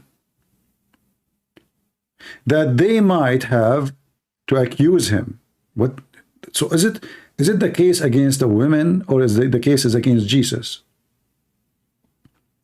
So you might be in the story, the women, or you might be the judge.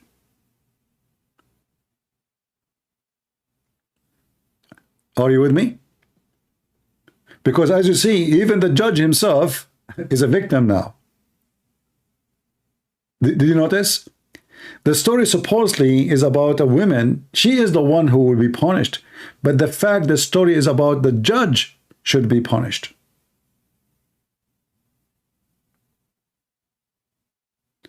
So sometime life tests you and make you think that you are the judge, when the fact you will be judged by your judgment. So you might be excited, okay, people, they brought this woman to me, I am the judge now, but you do not know what is in their plan, in their head for you. And that can happen to us all the time. So which one is you? You are the women who will be stoned, or you are the judge who will be stoned anyway. So now they want to see if he is going to follow the command of Moses, or he will not. If he did not follow the command of Moses, we will stone him.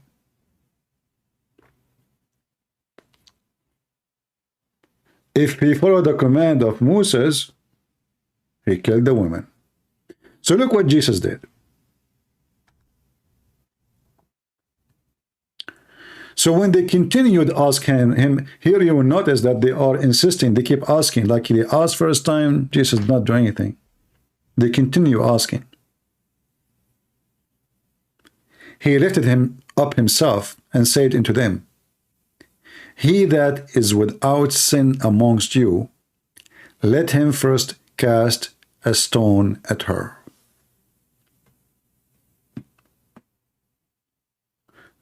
So, does this story touch my life? Is it only one verse? Or the whole story? If you say only one verse, then you miss the story. Because the story is connected. The judge here is the Messiah. But it can be you.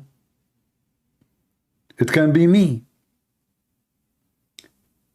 You can be a father and your daughter do something wrong. So either you cast your stone at her, or you say to yourself, you know what, I did sin too. I'm no better. Either you say, I'm going to give her a chance, or you say, I will not. In the story here is a great example how sometimes we are hypocrite. We throw stones at somebody, but we don't see how many crazy bad things we did. You will notice here in the story that they brought the women who committed what? Adultery. Where is the man?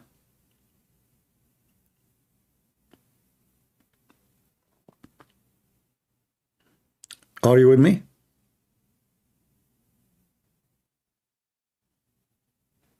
A Muslim saying free Palestine forever. That's it. You know, free Palestine. Palestine is free, my friend. That's it. It's gone. But your God, Allah, he says, this is the land of the Jews forever. So go give a finger to your God. Because your God in the Quran, chapter 5, verse number 21, says, this is the land assigned to the Jews. So you stupid idiot, who you keep saying a free Palestine, but yet your God, he is the one who gave the land to the Jews. Why you go and say free Palestine from the statement of Allah in the stupid Quran? Say it, if you're a man. Anyway, let's go back to our topic. So here we will see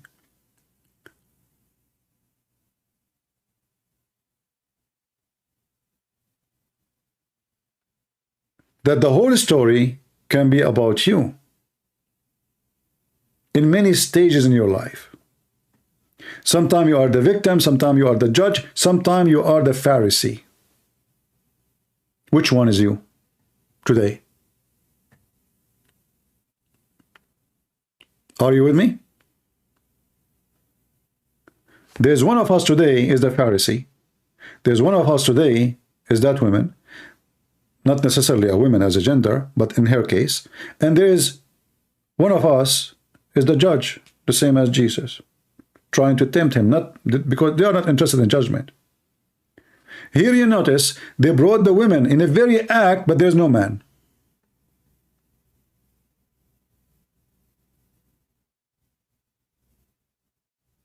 Have you ever heard of a group of people, they find a woman having sexual adultery alone? What is the man?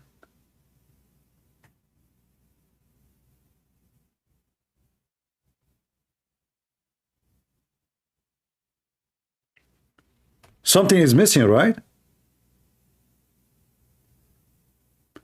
You see, a theft can be done by one person. A killing can be done by one person. Adultery cannot be done by one person. Where is the man?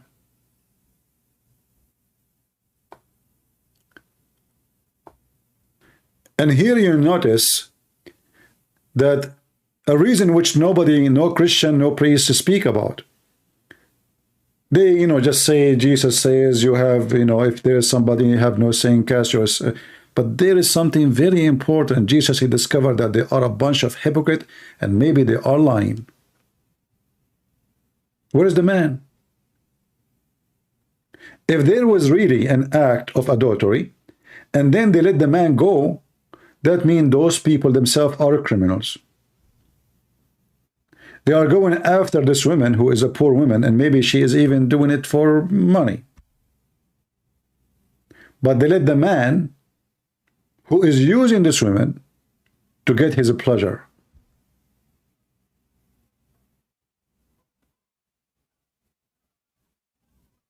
Where is the man? No man.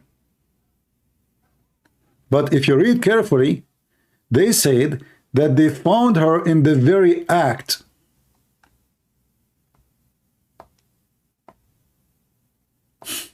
Where is the man?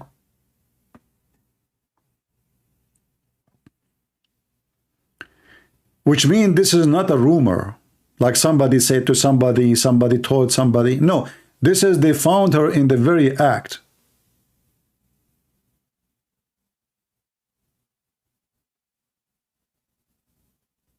But there is no man. So if there is a man, that means they let him go. That means they are corrupt, they are false, they are not really what they claim to be, rabbis or religious. They don't care for the law of Moses. They are practicing their own law. They are using the law for their own purpose. They brought a victim so they can reach into the point of a trap. It's like, you want to hunt the wolf. What do? You tie a chicken with a rope. You wait for the wolf to come.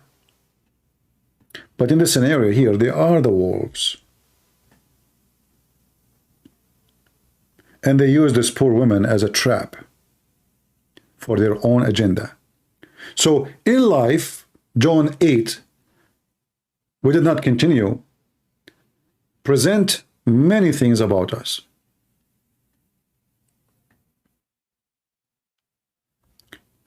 I can find in every line something about me and something about you. Jesus went into the Mount of Olives. Olive have something very special in the Bible. It's mentioned as a medicine. It's used as for ritual. It have a very, very special meaning. Why Jesus went to the Mount of Olives? There is a places in our life is connected to us. The Mount of Olives is connected to Jesus. Where is your Mount of Olives? It might be a place, it might be a person, it might be something lovely to you. So you will find that in Jesus going somewhere, something teaching you that if you want to be in the Mount of Olives, you better go there. It's not going to come to you. So if there's a lovely place, if there's a lovely person, if there's a lovely family, if there's a lovely target you have in your life, you better walk to it. Otherwise, that thing will not come to you. And that is Jesus. He's going there to teach. Maybe you are the person who will go there to learn. So you might be the teacher, but you might be the student. But you might be the farmer. There's many people there in the olive of oil mounts. There's people who they are taking care of the tree. There's the farmer, there's the villager, there's the one who is sitting under the shade, there's the one who's coming to listen to Jesus, and there's the one who is going maybe to make a paint about the Mount of Olives. It's beautiful. Each one of us, he have a Mount of Olives in his life. But it's only you who can find it. So we will notice here in the story that everything about this story, even though it is 2,000 years ago, it presents something can be touching to me. I can be the Pharisee. I lecture people about how to be good, but maybe I do the more ugly stuff you can imagine. I can be wearing a uniform of a priest, speaking about how good I am and how we should be good, but behind the doors, maybe is a child molester.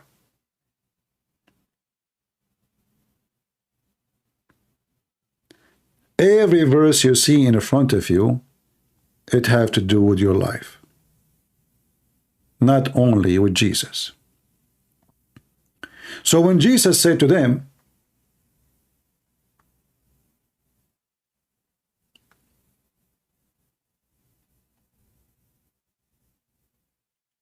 "He that is without sin among you, let him first cast a stone at her."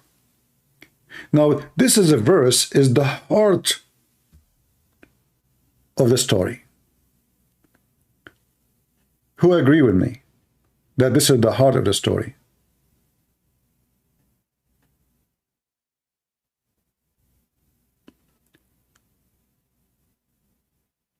What do you think?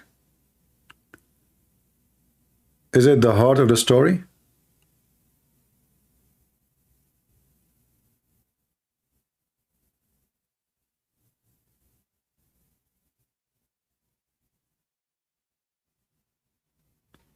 Does it touch you?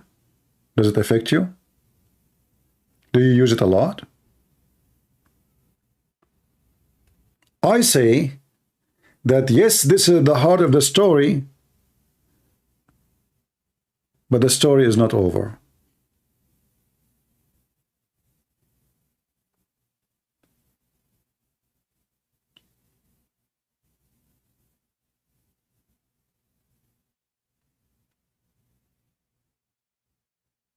The story is not over.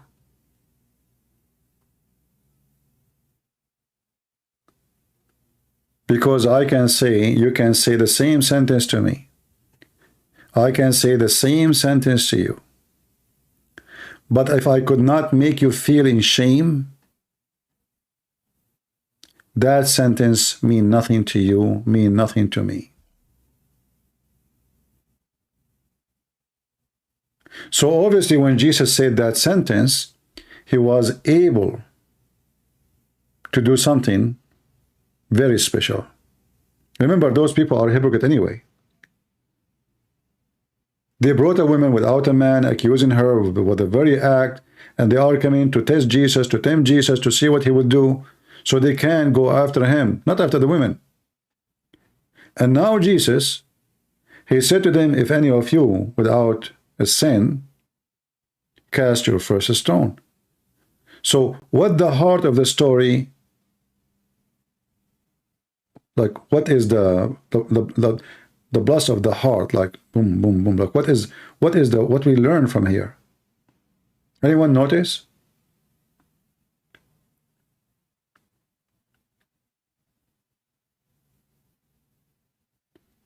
The first thing you learn, that you should be smart and wise, not just a person who quote a sentence.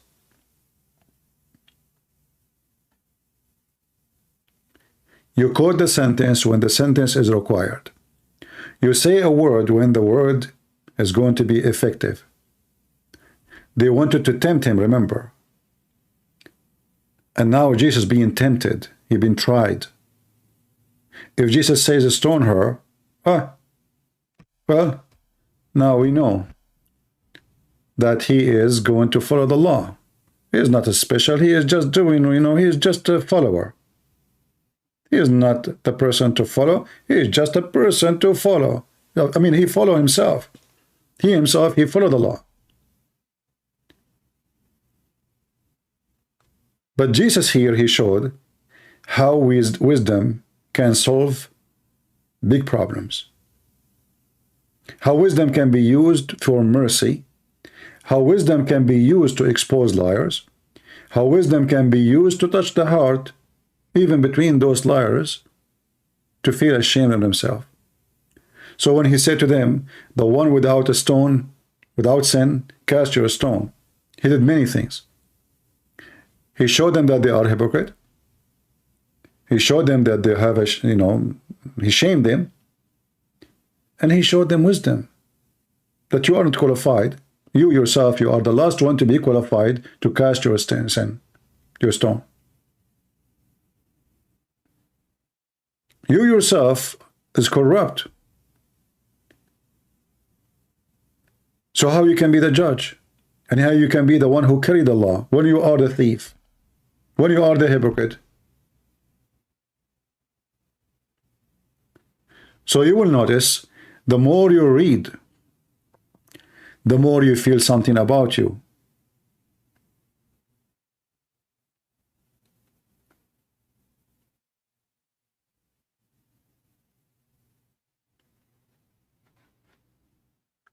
Many people, they see that this is a verse here showing the mercy and the love of Jesus forgiving that woman.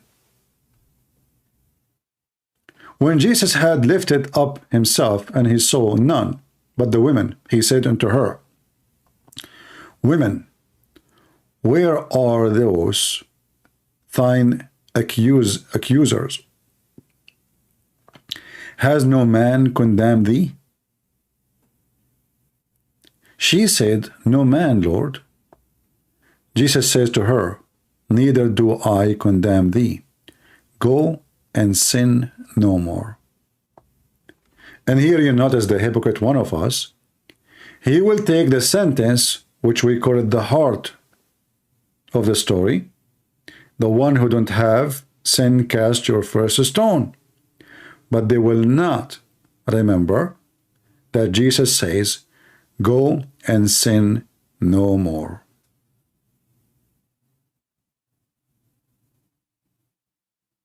Are you with me?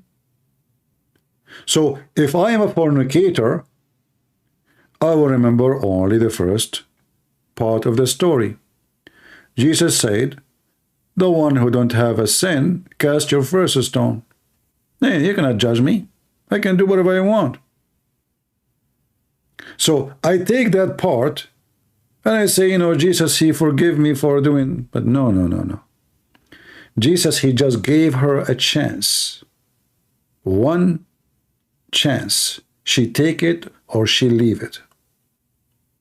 Go and sin no more.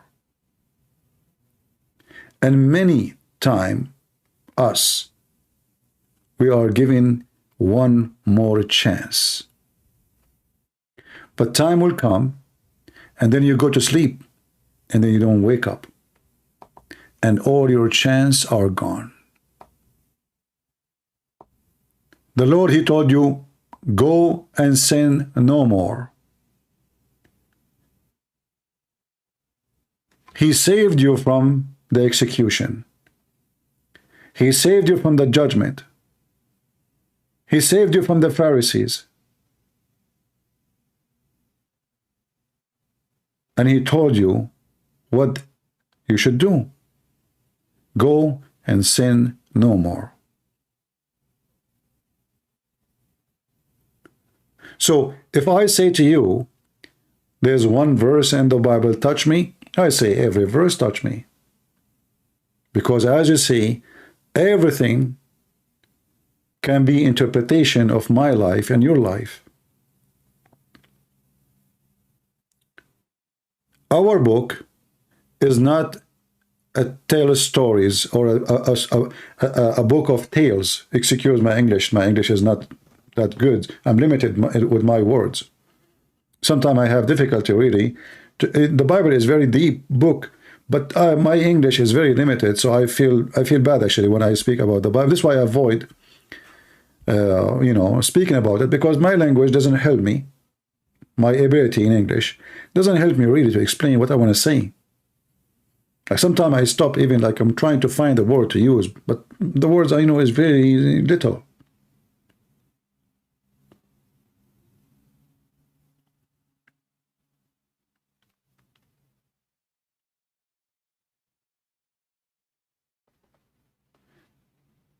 So every verse in the Bible can be your story.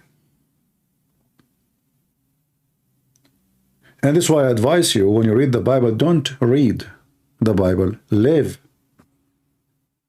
the Word of God. Because then you will find yourself there.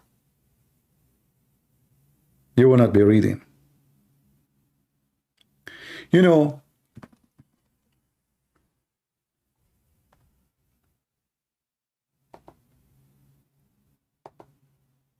once I was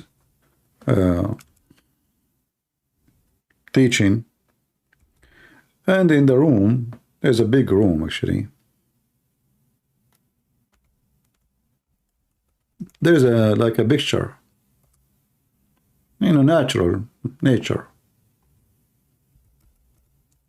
So I ask those guys with me, who can describe, who can, let's take a paper and pen, and either you draw this picture or you write. I did that many times actually, because that helped me to understand people in front of me, how they see things and what they see. And you will notice, even though we are looking at the same picture, all of us, there's only one picture. But each one of us, he sees something else.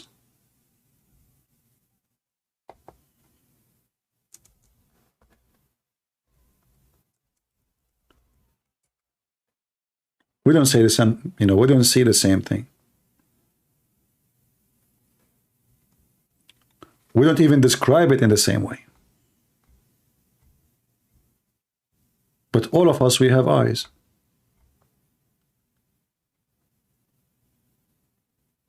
All of us, we are looking from the same distance at the same picture.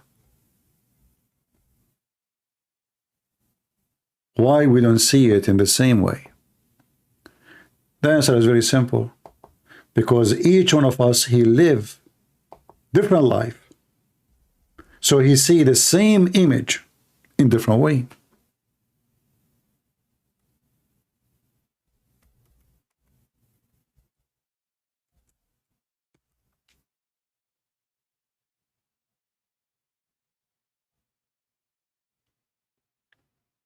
It's always depend in where you are and who you are. It's always depend where you are coming from.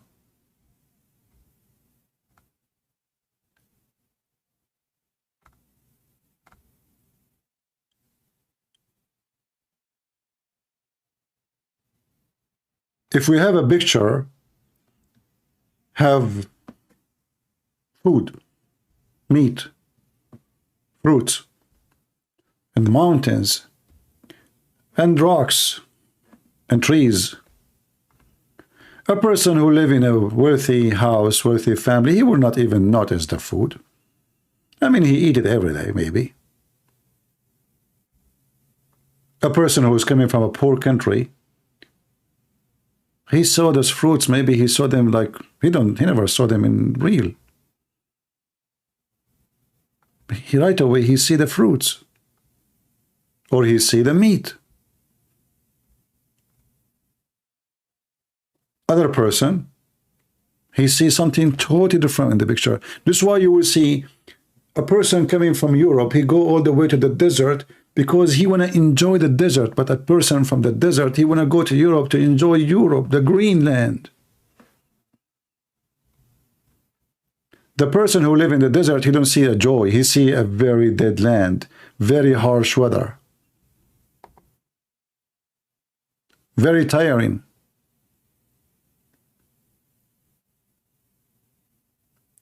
A person from Europe, from Norway, he want to go to Saudi Arabia so he can see the land, you know, the sand. Look how smooth it is.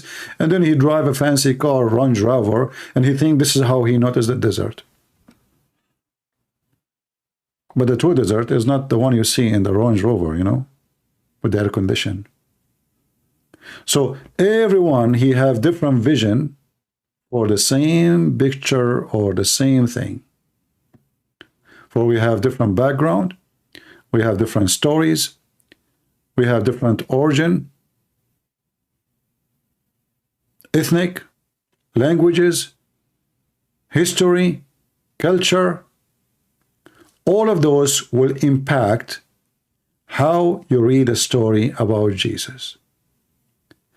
However, all those things, your culture, your region, your country, it's a desert, it's a snow, it's a wood, it's whatever it is, you will find that in any story, any chapter, any verse in the Bible, there's a place for you. Regardless if you are from Norway or from Tanzania.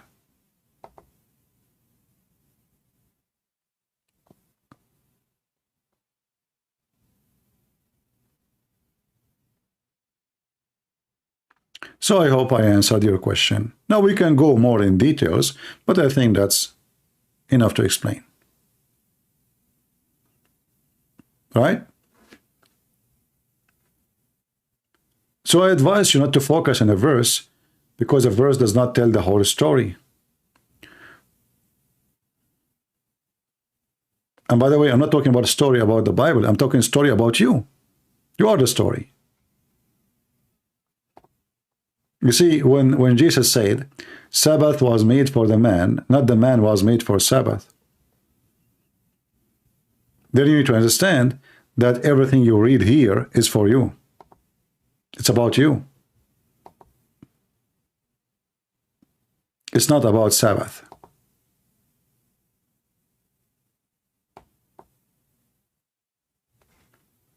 The Pharisees, they think the whole thing is about Sabbath. But the fact is, Sabbath was made for the man. Same as the law. Same as the teaching. Same as the command. Same as heaven. Same as hell. So either we can be the hypocrite, the Pharisees, who we start, instead of worshiping God, we just worship the law, and we forgot who we are and why the law was brought to existence. Or we are the people who understand very well what God wants from us and why we are here and where we are going. This is why we are teaching against Islam, because Islam trying to deceive you, try to promote itself to you by temptation, sexual temptation. If you convert to Islam, at least the lowest reward is 72 women. The lowest. This is not the reward. This is the lowest. This is for the bad Muslim.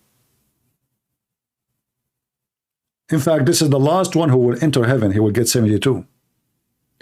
And the 300,000 servants and 72 women. This is the lowest.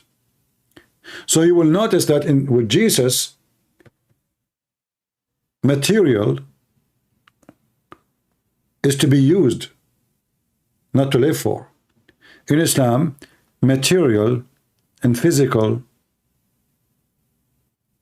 promise is the purpose. With the Messiah, life is a spiritual. Heaven is different kind of joy. Have nothing to do with food and sex. It's way more higher. In Islam, heaven is about sex, endless sex, Non-stop sex, 70 years orgasm. The orgasm alone is 70 years. This is why Islam is very satanic, but it can be very appealing. It's violent, it's sexual, it promises you money, and that all will tempt a lot of criminals. People who worship money and sex and power and gold and silver, but not people who worship God. You see, if you ask yourself why even Allah, He promised the Muslims, Aka Muhammad, such a promise, then you will find yourself that the answer for that they are not really believers. They believe in the reward. They don't care for God, because if this God, he think they can believe in him without that reward, which is about sex and food and gold and silver, why even he promised them that reward? But he knew what they are. He knew what they like. So this is what the devil, he promised you. He promised you what you like.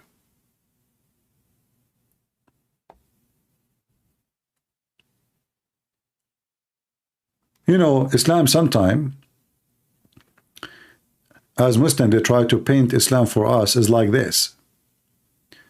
It's a green, there's a way, Islam is the way. You convert to Islam, you say Shahada, that's it, you are fine.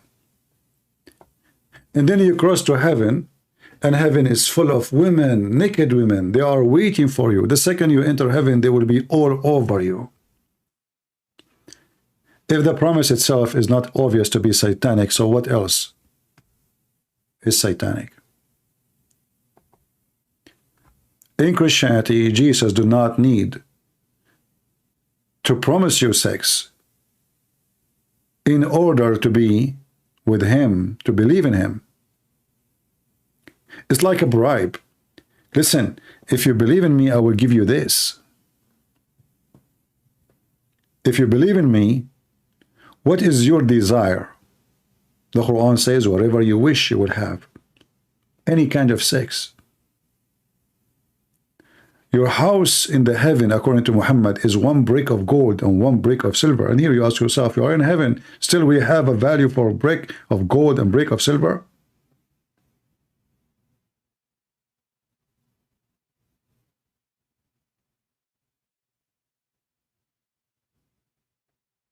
What this promise is about? The promise is the same as a gang leader. When Muhammad, he asked the Muslims to go and invade the Roman in Jerusalem at that time, he said to them, attack the Romans so you can get the blondie girls.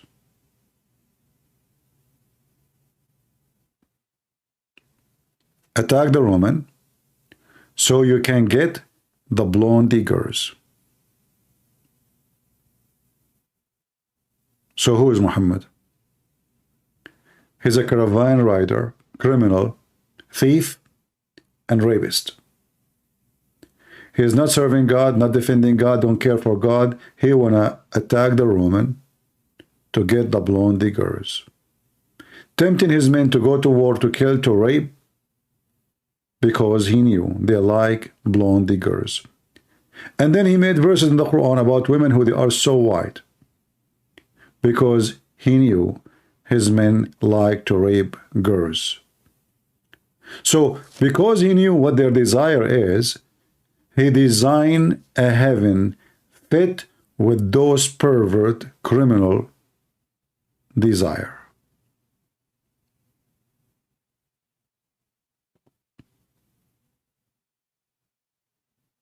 You know, when you want to do hunting, I don't know if any of you do hunting.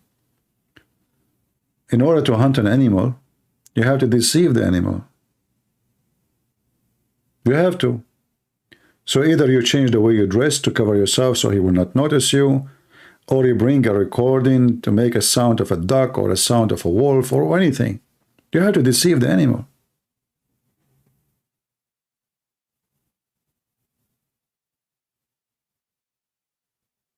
Otherwise, the trap will not work. And this is how Islam is. With Jesus, there is no trap, and there's no false promises. And this is why, with the Messiah, the promise is not too much attractive for those who like sex, who worship money. Because there's, he said, he and she, they will not get married. They will be the same as angels. Oh, but I don't like that. So Islam will be a trap for those who they are living through their penises, through their pocket and money.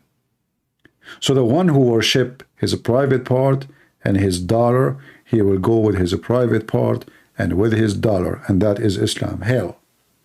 Those who don't want such a thing to be part of their destiny, to be their part of their future, people who love to be with God, for they love God, because God is love, and they love to live the life of love, not the life of lust. Having sex with women who you never met, they are just made for sex, is nothing but lust. It's not even a wife. So with Jesus, you go to life by love. With Muhammad, you go to life by lust.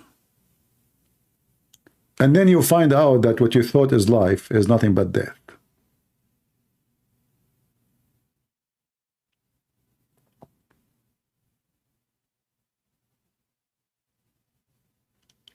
So don't be fooled, because most of the traps, actually all traps, they look nice. Otherwise, they will not be trapped. You will not be trapped by a trap. It's obvious it's trap.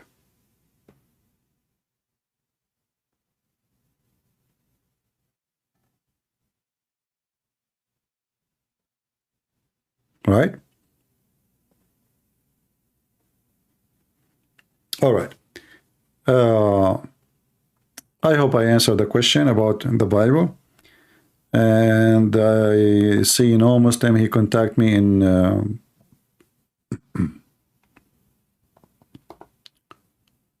in Skype, so we're out of customers.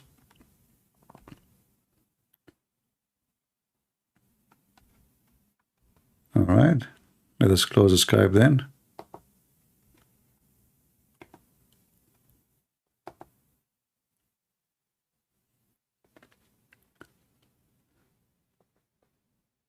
Anyway, I hope today we just, spoke about the Bible a little bit. And I hope I was able to help you to enjoy the Bible more. Don't read a story, live the story. Imagine yourself part of the story. Think about the story. Where are you from it? Are you the one who is watching Jesus when they are trying to condemn the women? Are you the ones who throw the rocks? Are you the one who want to tempt Jesus? Because it can be you, it can be me, it can be any of those. Are you the woman who is in the middle of the square, everybody trying to stone you? Who are you? Try to find yourself in the Bible. You are there. The book is about you.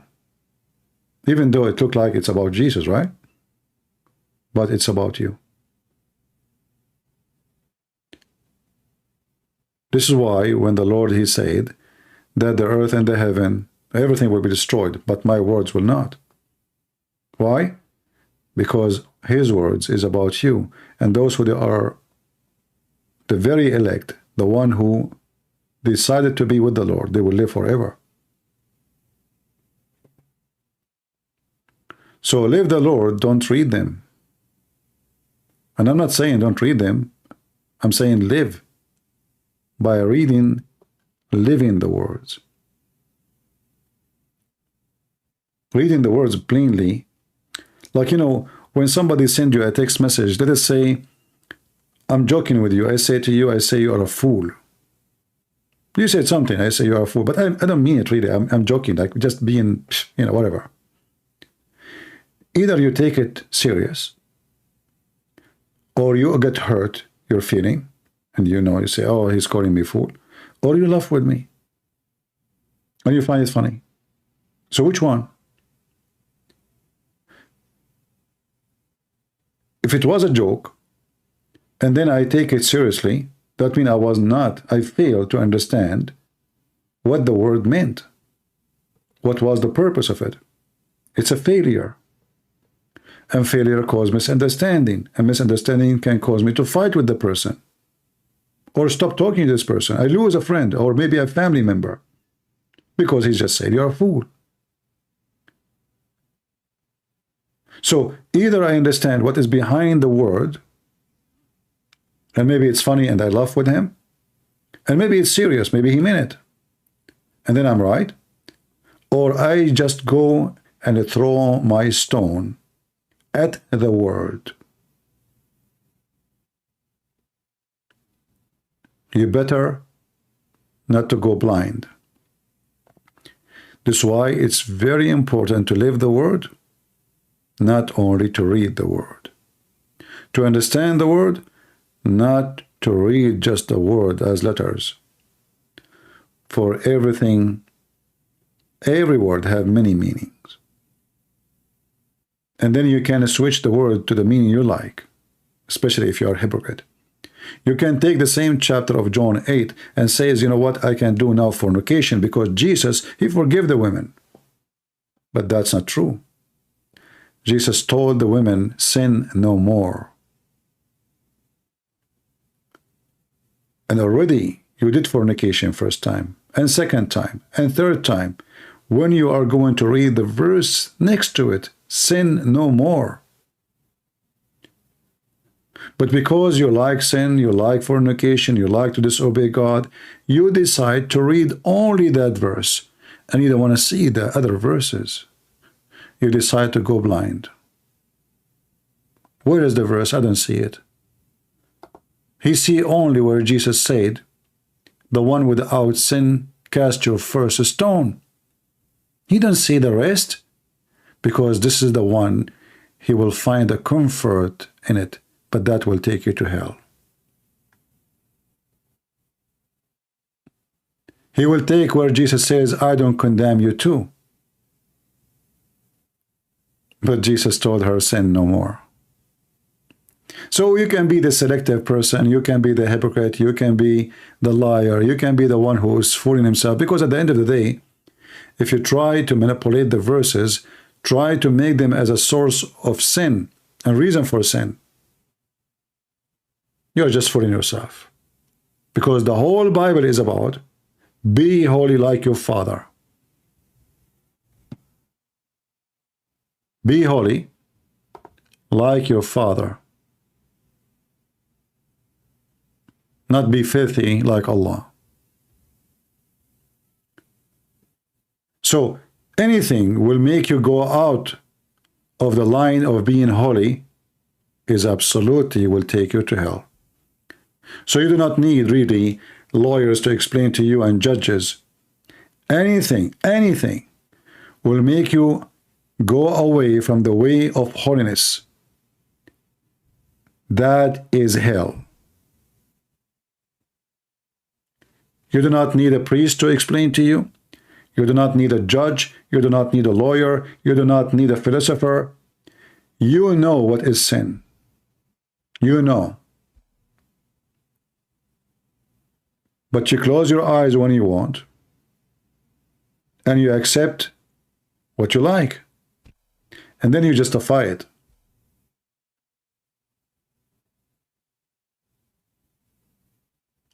And me, myself, I go through those stages too. Don't think it's only you. So I say to myself, oh, you know, I'm weak. Okay, tomorrow I will not do this no more. You know, we are human, you know. You know, what we can do. You know, we wish to have things is not ours. It's normal. You know, we get tempted, you know, sexually. You know, beautiful women, look at those women, they are beautiful. Is it possible for a man to see a beautiful woman and he don't get tempted? I can give myself all the excuses. There's a huge difference between being tempted and doing the thing. A huge difference.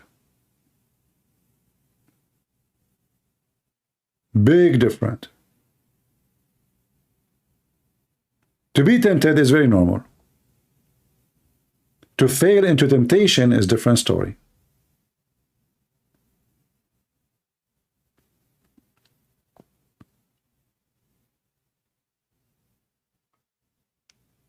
So you will be tempted by money, by sex, by power, by wealth, by, you know, like now, YouTube, and I don't know even why, suddenly I notice that in YouTube, it says that you are qualified to activate super chat and ads on, whatever they call it, like for advertising. YouTube is tempting me. I can make money right now.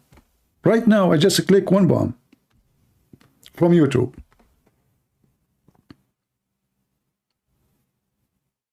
I have two accounts. This one have 144,000. The other one have, I don't know, 100,000 something. I can make good money. People, they can put donation here. But I know there are some people, they don't even come to YouTube unless there's a donation in their channel. If YouTube take the donation, they stop coming totally. They try to find different platform. I don't want the money of YouTube. Because now I feel better. I am here, not because there's a commercial plane, and not because there's people, they are giving donation. I'm here because I want to be here talking to people. Always the devil try to tempt you. So either you will become the same as the rest. Everybody serving God by taking money. But they can serve God without taking the money. And if you post a donation, then you will notice that your message in the top, and then I will choose you because you pay me money. Oh, this guy, he say, suddenly you are important because you paid money. The rest are not important. Did they pay money? No. It's the truth. All channels, they do that. They bet your, you know, if you want the admin, the owner of the channel to notice you, give him a tip. Suddenly your question is there, and then your donation is up, and now you are the man.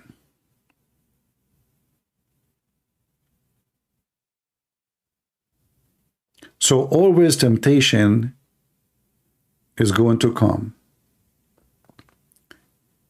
Even though you don't seek it, it will come to you. And me, myself, I struggle a lot with a lot of things try to tempt me. I don't want to, you know, talk about what some people do. I go on Skype, I see people sending me pictures, women changing their profile picture every 2 minutes, texting me, they insist they want to talk to me in private, they cannot call. All of this is a form of temptation. Even though maybe they are good, maybe they are not bad. But temptation always is there. Either you surrender and you stay strong, or you will fail. How many preachers and how many decent men, they fail because of temptation? I'm not a preacher, by the way. I'm not a priest. I'm not a bishop. I'm just like you. But is it true? There's many men who supposedly serving God, they fail horribly because of temptation. Is it true? They lost even their family, their future, their career, their reputation, everything for just a stupid temptation.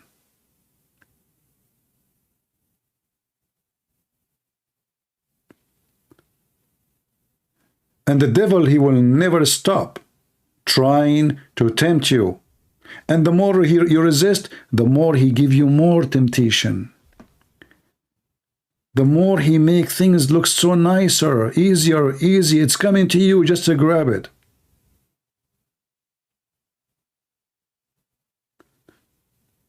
So either you surrender to the devil, or you say to yourself, sin no more. The second the devil try to tempt you, you always should remember, from John 8. Go and sin no more. Don't remember only when Jesus says, I don't condemn you. Remember that he said, go and sin. That's why I ask you, what do you think? Which one is the heart of this chapter? Most of you agree with me that about if you have no sin, cast your first stone. But the fact, the heart of the chapter is, go and sin no more.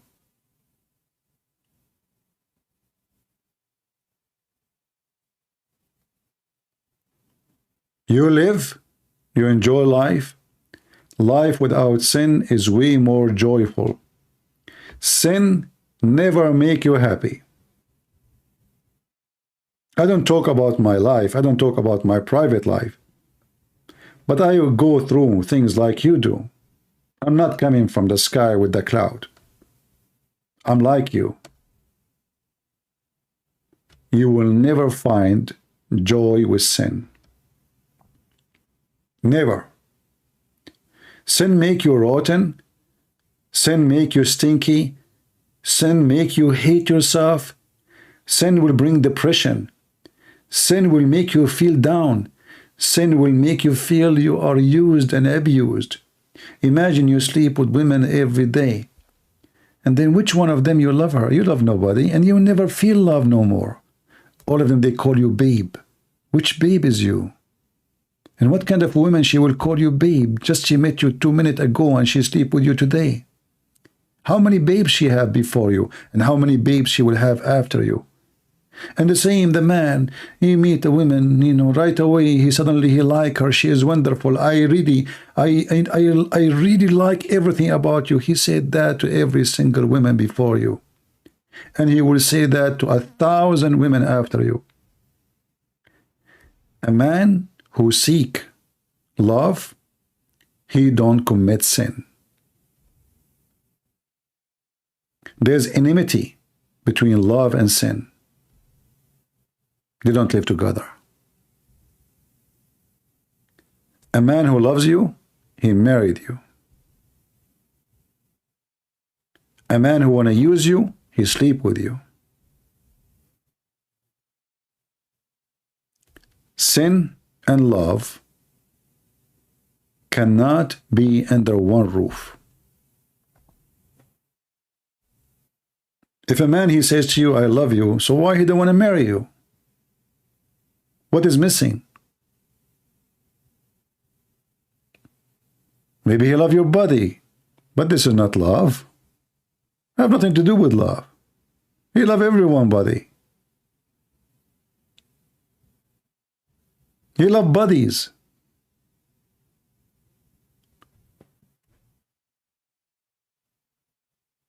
So going back to the verse, we remember that maybe the heart of the story, which people always quote, that Jesus, he did not condemn the women, but people forgot that the blood of the story, which is in the heart, which is what is the heart for, is go and sin no more. So each time your heart is pumping blood, what about we say, go and sin no more, especially when temptation is strong, especially when temptation is coming to you and you do not know how to stop it.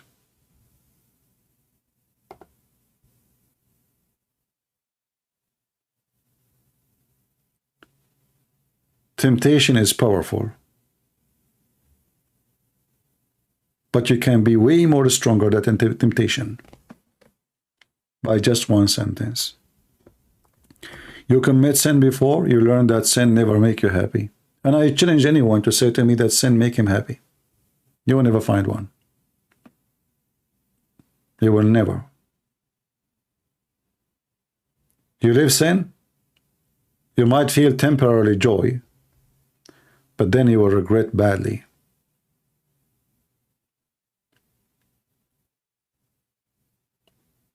You are a thief. Each time you hear the police car, you look around, you know, maybe they are coming to me.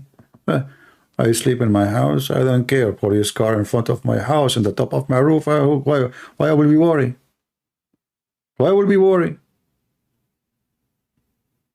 because I did not do anything wrong. And this is what happened to you when you do sin.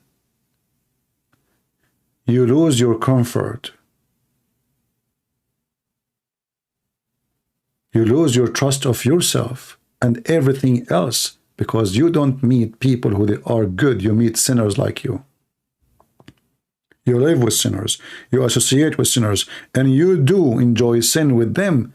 But then you find that the only way to enjoy sin is not to trust anybody, because they are sinners. They are liars. They are fornicators. They are cheaters. You sleep with married women. Can you trust a woman? She sleep around, she is married.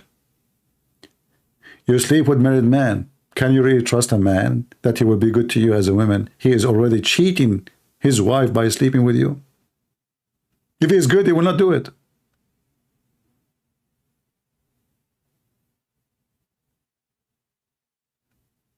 A man, he don't respect his parents. Do you think he will respect you for being a parent? If he was good, he will never do so. This is why the Bible teaches us, from their fruits you shall know them. So the fruits is extremely important to examine things around us. A person who believes in sin no more, he will refuse sin. And it is a sin to be a cheater, to be a liar, to be a deceiver, to be a scammer, to be disrespectful for your parents. It's a sin to take what is not yours. Go and sin no more.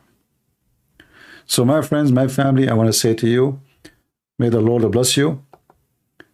I say to myself and to you, if you allow me, go and sin no more, so we can live a better life and we can be qualified, because you need a qualification. Even to apply for a stupid job, you need a qualification. You have a limited, even to work in anything, even the post office.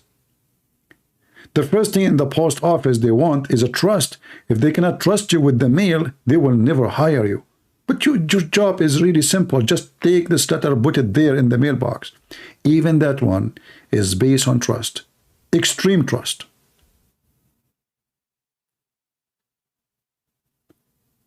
So if the post office needs a trustworthy person, how about entering the house of God?